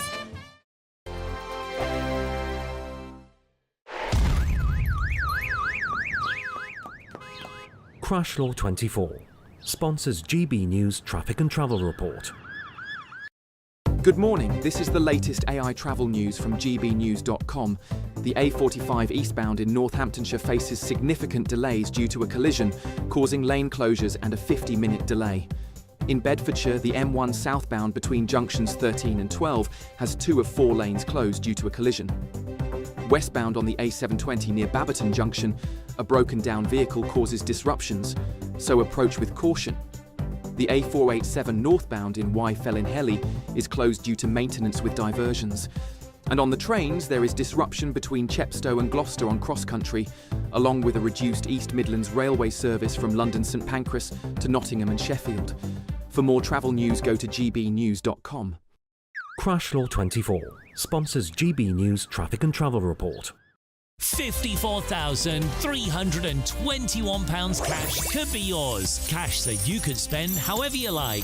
It's like having an extra £1,000 each week for a whole year to play with. Someone is guaranteed to win this amazing amount of cash. So make sure that someone could be you. For another chance to win £54,321 cash, text cash to 63225. One entry costs £2.50 plus one standard network rate message. Or text bonus to 63225. 5 entries cost £5 plus one standard network rate message. Go to gbnews.com/win. Entries start at £2.50. Call 0903 686 3232. Calls cost £2.50 plus your network access charge. Or post your name and number to GB14 PO Box 8690 Derby DE1 9TT.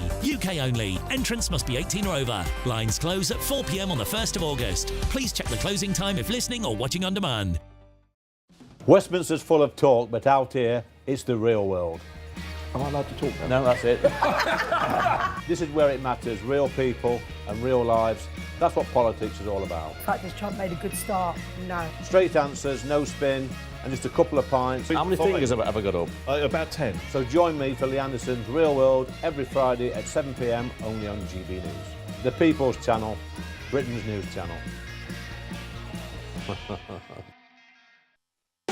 You want to know what's really going on in the corridors of power? Labour don't know what to do with you half the time, and that makes you quite lethal in the chamber. Get behind the headlines with Chopper's political podcast. Join me, Christopher Hope, as I sit down with the great and the good of British politics. We'll see where this ruling takes us. These are the stories shaping our nation. Chopper's political podcast, available now on all platforms. Listen in and stay ahead.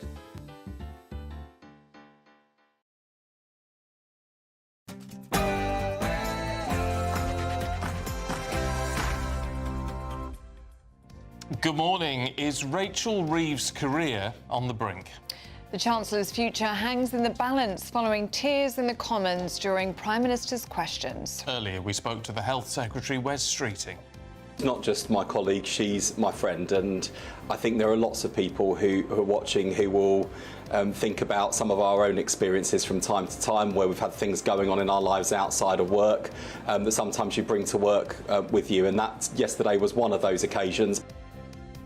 As government borrowing costs surge and markets react to the Prime Minister's failure to publicly back the Chancellor, is this the end of the road for Rachel Reeves? Well, rumours about rows swirling in Westminster, questions over whether she will stay in post. But the Prime Minister says her tears had nothing to do with politics and that they are in lockstep. Well, the Prime Minister today will unveil the 10-year plan for the NHS. It's been hailed as the most radical shake-up in its history. Greater Manchester Police, after apologising for decades of grooming gang failures, is now investigating over 1,000 suspects. Sean Diddy Combs denied bail after being convicted of prostitution-related offences. A right royal welcome. The King heads to the remote west coast of Scotland as it comes to the end of his week for the Royal Week in Scotland. After a poignant memorial service for Queen Elizabeth II, the King heads here to Campbelltown on the Kintyre Peninsula in Argyll. In a bit of a game here to delay until, all of us have died, all the nuclear veterans. Well, we hear from a number of nuclear veterans bravely sharing their struggle for justice following their exposure to hazardous material. Plenty of contrasts across the UK during the next couple of days. Warm, sunny spells in the south. Further north, well, let's just say it won't be quite as warm or sunny. Full details in the forecast coming up soon. It's just gone 9 o'clock. I'm Stephen Dixon. I'm Ellie Costello, and this is GB News Breakfast.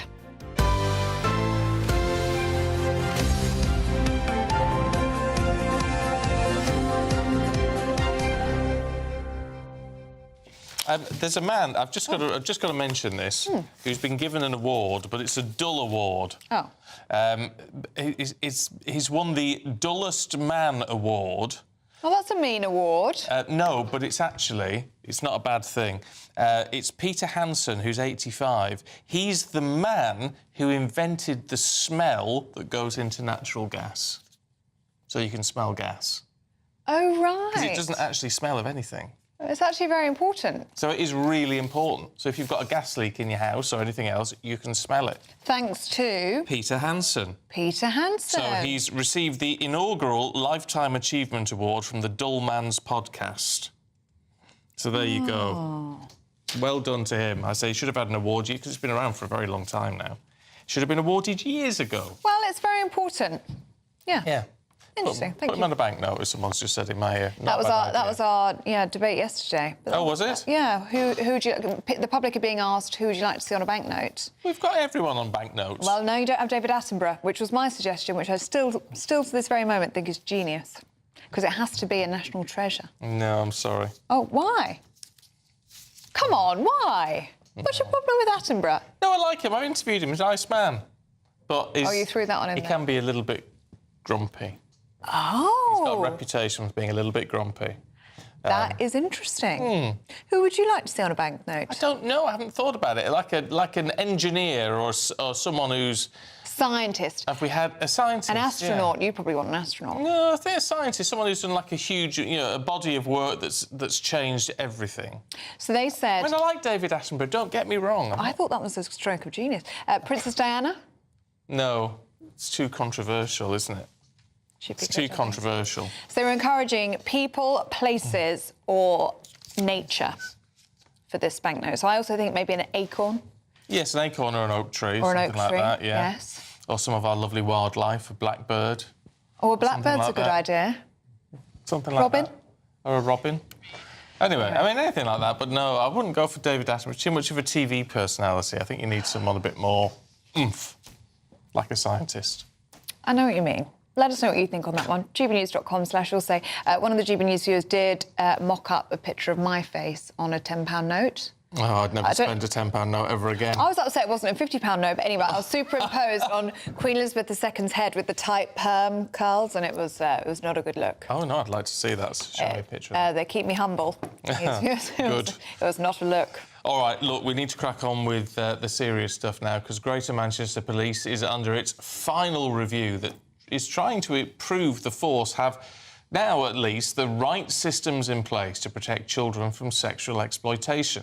Well, a watchdog has revealed that it's made significant improvements in how it investigates group-based sexual exploitation of children and is currently looking into more than 1,000 suspects. Well, our national reporter, Charlie Peters, is in Manchester for us. We had that news conference a short time ago, Charlie. What were the conclusions?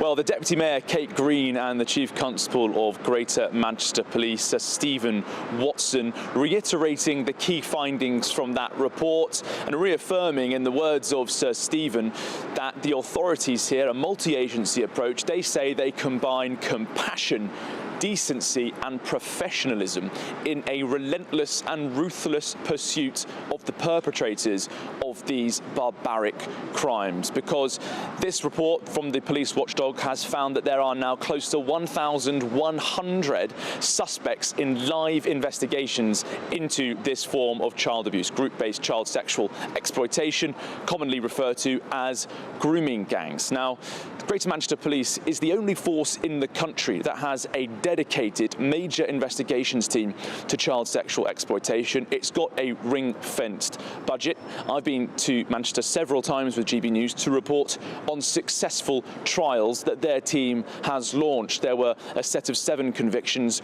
just 3 weeks ago. They have convicted now dozens of perpetrators, and many more are awaiting trial later this year and into next year. They've also identified over 700 victims as well, but many of those victims and survivors that GB News have spoken to are not fully supportive of this assurance review process. Indeed, the Mayor himself, Andy Burnham, has said that it wasn't the sort of review he wanted because it didn't have statutory powers. That's why he was an early supporter of a national inquiry, the inquiry recently announced by the Prime Minister, Sir Keir Starmer. But there was one particular line of concern that we heard from survivors, which is that their voices weren't heard. They weren't part of this process. Just a moment ago, I put that question to Kate Green, the Deputy Mayor. Why did she, last July, tell a survivor that GB News is contacted with that her team would get involved and get in touch and ensure their voices were involved? Well, Kate Green told us that this review wasn't really the appropriate place to do that. They didn't have necessary safeguards there in place, and that not all survivors wanted to go through that trauma. But I have to say, they did not communicate that. Kate Green's office did not share that concern with those survivors. So a lot of anger I'm hearing this morning from many victims who say that this report, while it's welcome that some significant improvements have been made, they haven't been involved in this process. I think many of them are looking forward to that national statutory inquiry. OK, Charlie, thank you for bringing that to us this morning. I mean, it needs to get underway, though. Oh, it's how quickly it'll go, I just don't know. That's the trouble. Time is not to be wasted on this one. No. Should we talk about the Chancellor? I mean, really upsetting scenes yesterday in Prime Minister's questions. She was absolutely distraught. We don't know why, and it's left us with a legitimate question, which is she likely to continue in the job? This is what happened. And may I take this opportunity to thank our outstanding British Transport Police for everything that they do to support staff and passengers. Well, there are lots of reports swirling this morning. One is that the Chancellor had an altercation with the Speaker of the House, Sir Lindsay Hoyle, shortly before PMQs. Well, the Treasury's now stepped in. It said it was all down to a personal matter, but we've had no more detail than that. Downing Street have denied claims that Sir Keir Starmer and Rachel Reeves argued prior to her taking her seat on the front bench. I mean, with any of that, it sounds like it would be a final straw rather than what's caused this all together, but she's under an awful lot of pressure. Should we talk to our political correspondent, Catherine Forster? Morning, Catherine. I mean, I'm sorry, there have been some people getting in touch on my Twitter this morning saying, look, don't be so soft. Don't be so soft. I'm sorry if, as human beings, we can't show some empathy from someone who is for someone who's clearly distraught. I think there's something wrong with it. Well, yes, and similar on mine too about this yesterday, because, of course, decisions that the Chancellor has made have been very unpopular with many in terms of, taking money from pensioners, potentially the disabled. Those cuts have been rowed back on, of course.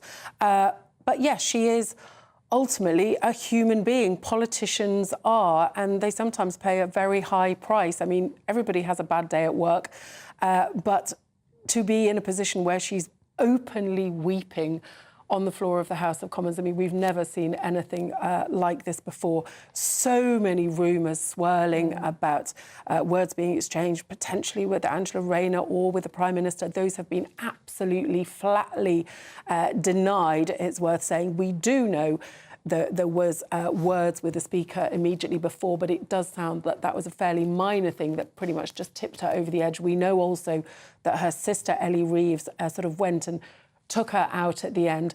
Whatever the private matter is, they will not elaborate, which I think is fair enough. But of course, the timing of this coming as it does after a horrific time for the government and £5 billion that Rachel Reeves now has to find because of her own MPs rebelling. She's widely reported to have said to the Speaker, I'm just under so much pressure. And I think that much, at least, nobody can dispute. Yeah, we can all understand that, can't we, Catherine? Thank you very much. Well, it won't solve our problems as a country, but it might solve some of your problems at home. £54,321 could be yours, absolutely tax-free. Do you fancy a bit of that? I do fancy a bit of that, but unfortunately we can't actually enter this competition. But you can. Here are all of the details that you need.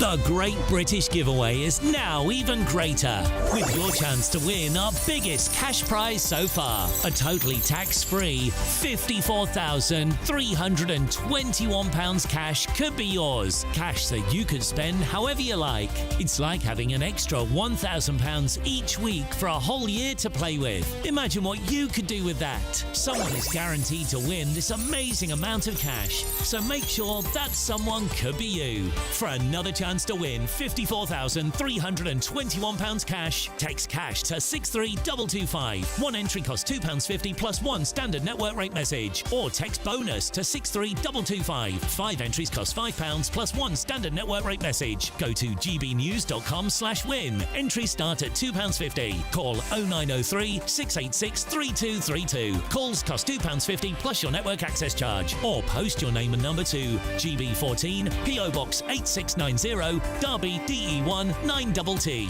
UK only. Entrance must be 18 or over. Lines close at 4 p.m. on the 1st of August. Please check the closing time if listening or watching on demand. Good luck.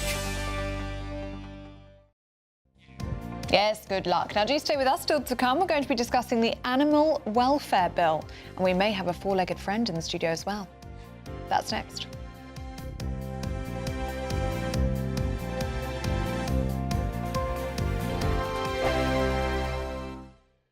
Good Afternoon Britain isn't just about us. The wonderful thing about this programme is it's about everyone watching. It's an interactive programme. Well, there absolutely is something to see here, and we're going to be talking about it more. Whether it's breaking royal news, please bring us up to date, or indeed a particularly punchy speech in the House of Commons. Very, very curious. We bring it to you live, and then we bring you live reaction as well. That's Good Afternoon Britain, weekdays from midday. Only on GB News, the People's Channel, Britain's news channel. From the school run to the home run, watch a new show for all of Britain. He can say whatever he wants. A straight-talking show where all voices are heard. And, you know, when are we going to stop talking about smashing the gangs and actually do it? With the stories that matter from every part of our country. There's a bit of a crash landing there for your Chancellor. Bold, fearless and standing up for you. That's me, Martin Daubney, 3 p.m. till 6 p.m, weekdays, here only on GB News. The People's Channel, Britain's news channel. Hi, I'm Michelle Dewberry, and my show is your opportunity to cut through all the noise and dive in headfirst to some robust debates. Ideas clash. Situation, no, Because the failure is... You're deliberately avoiding my point. Nothing's held back. And if you think this is the end of it, wait for more. And we do not shy away from the difficult stuff. Sometimes I want to shake people and say, if only you understood. So join me on Jubes & Co. weeknights at 6 p.m, only on GB News, Britain's news channel.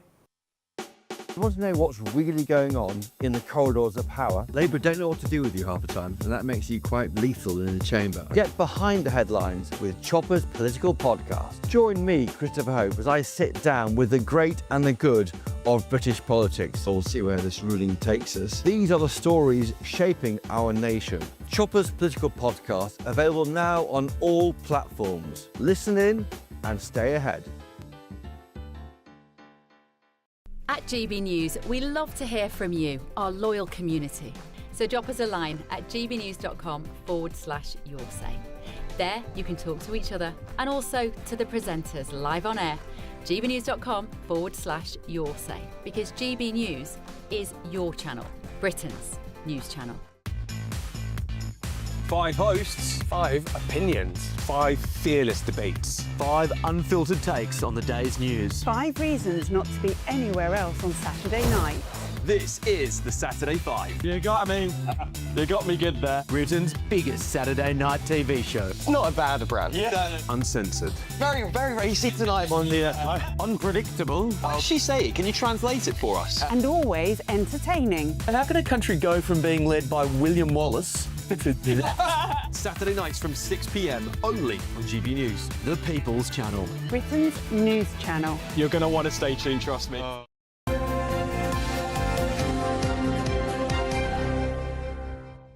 9:16 now, a bill proposed by the Lib Dems seeking to clamp down on the smuggling of dogs, cats, ferrets even, will undergo its final reading tomorrow.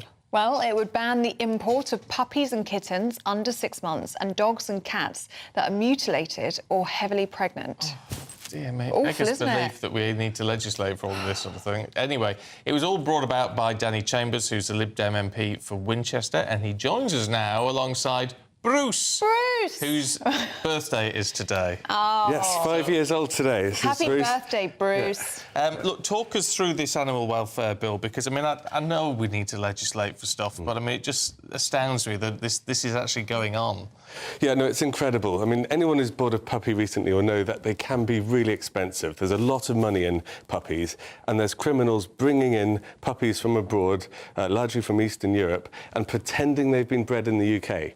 Now, the welfare is really bad because they've been bred in bad conditions. They may be travelled hundreds of miles to get here, often removed from the mother too young, or sometimes bringing heavily pregnant dogs over and giving birth here. And people, when they buy a puppy, they think that they're buying a British-bred puppy from a British breeder, not realising they've been brought in from abroad. And so we're clamping down on that. So it won't be possible to bring puppies in, and it really should smash the kind of business model of these criminals who are trying to sell puppies if they're not allowed to bring in anything that's under 6 months old. And abusing these puppies and these kittens as well. I mean, talk of cropped ears and docked tails. I mean, it's horrific, isn't it? Yeah, so cropping ears is, when you cut the ears off a dog to make them sort of little triangle shapes, and it often happens, breeds like XL Bullies or Dobermans to make them look more aggressive. And it's been illegal to do this in the UK since 2013. But we know people do it in the UK, not under veterinary supervision, no anaesthetic to puppies, and then they claim they've been brought in from abroad. So how do we stop that? I mean, that's absolutely... it breaks my heart. It's scandalous. Oh, it's absolutely scandalous, and as a vet, it's just horrific. Yeah. And as, when they come into the veterinary clinic, it is heartbreaking to see these dogs because there's no benefit to the dog at all. No. It can often cause psychological and physical damage for the rest of their life. But when this law passes tomorrow, I'm really excited. It'll be tomorrow morning in Parliament. We'll be discussing it for the third reading, and it will mean that it will be illegal to bring in dogs with cropped ears, so there'll be no excuse to own a dog in the UK that has cropped ears. It's brilliant for animal welfare. Welcome change. And I think as well, it's also a human health issue, because these dogs are being brought in illegally.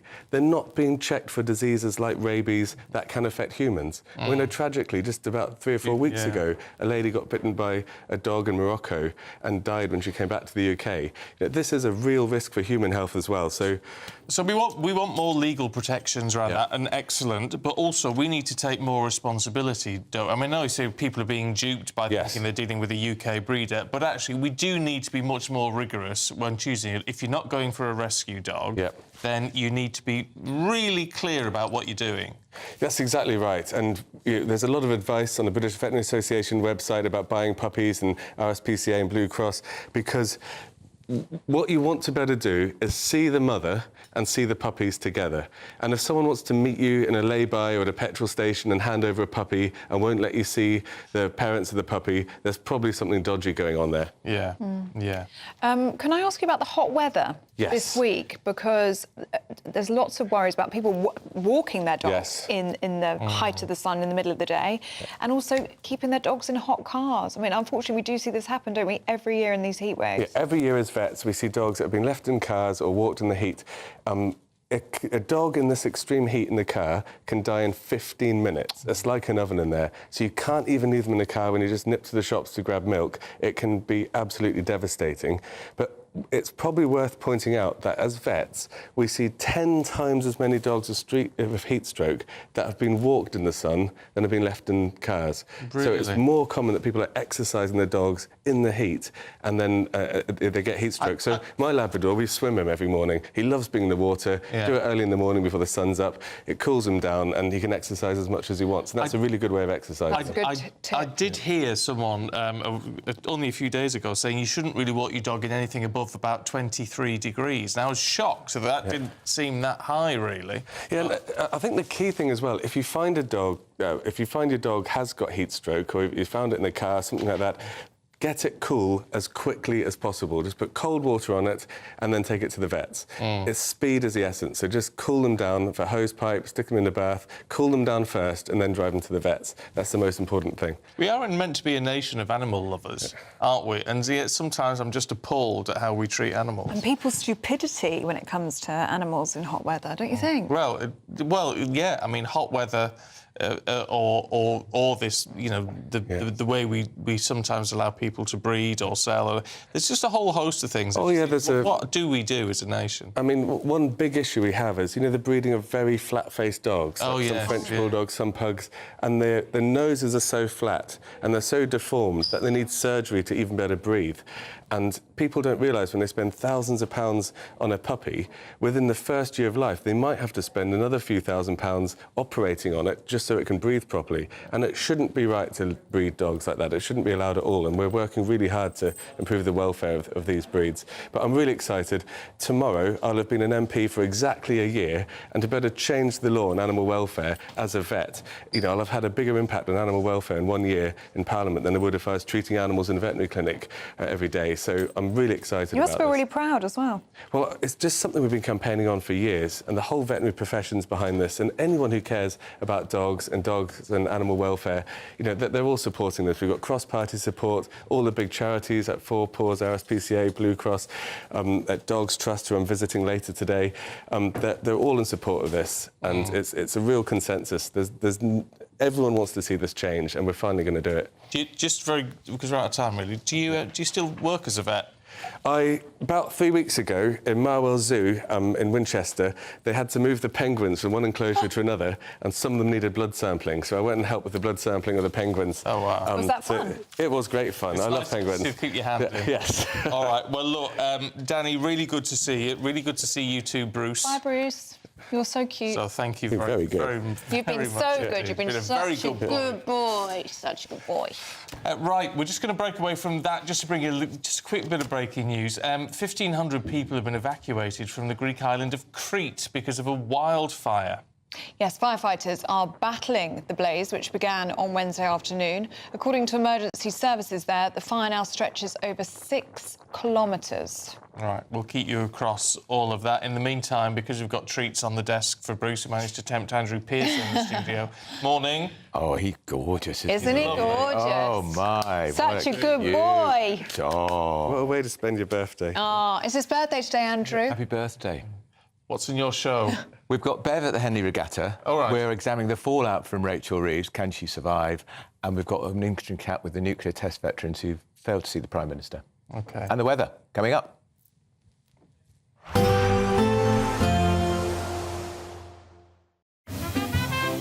Heavy showers first thing will be followed by a warm, cosy day.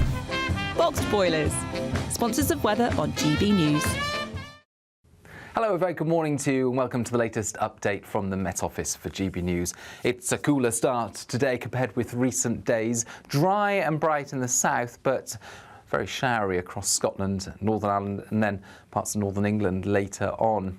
Plenty of sunshine for much of England and Wales at start of the day. 1 or 2 showers possible here and there, otherwise largely dry. Scotland and Northern Ireland, different story. A keen breeze here, bringing in plenty of showers or longer spells of rain, particularly for Western Scotland and Northern Ireland, making it feel on the cool side, 17 to 19 degrees. Further south, where we do have some sunshine, it will be warm, but not as hot as recent weather.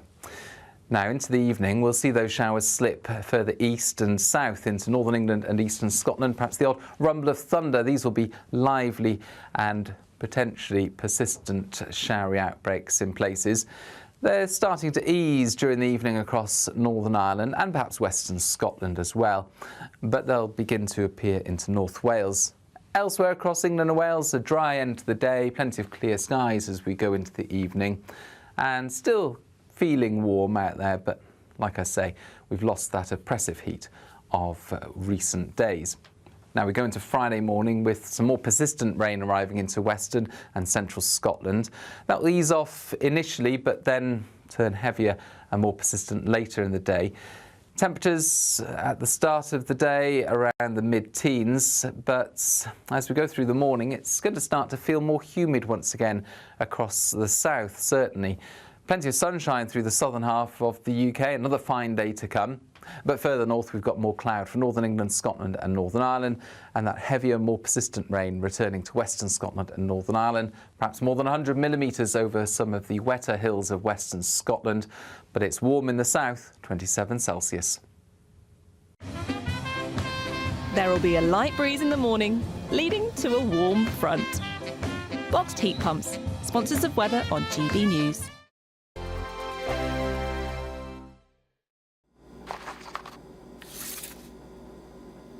Crash Law 24 sponsors GB News Traffic and Travel Report. Good morning. This is the latest AI travel news from gbnews.com.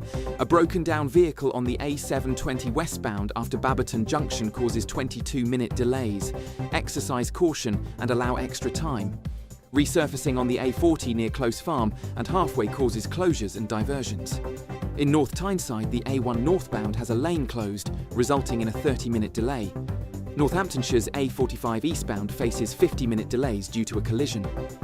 Bedfordshire's M1 southbound has 2 lanes closed between junctions 13 and 12, causing delays. And on the trains, disruptions continue on Avanti West Coast between Lockerbie and Carlisle. For more travel news, go to gbnews.com. Crash Law 24 sponsors GB News Traffic and Travel Report.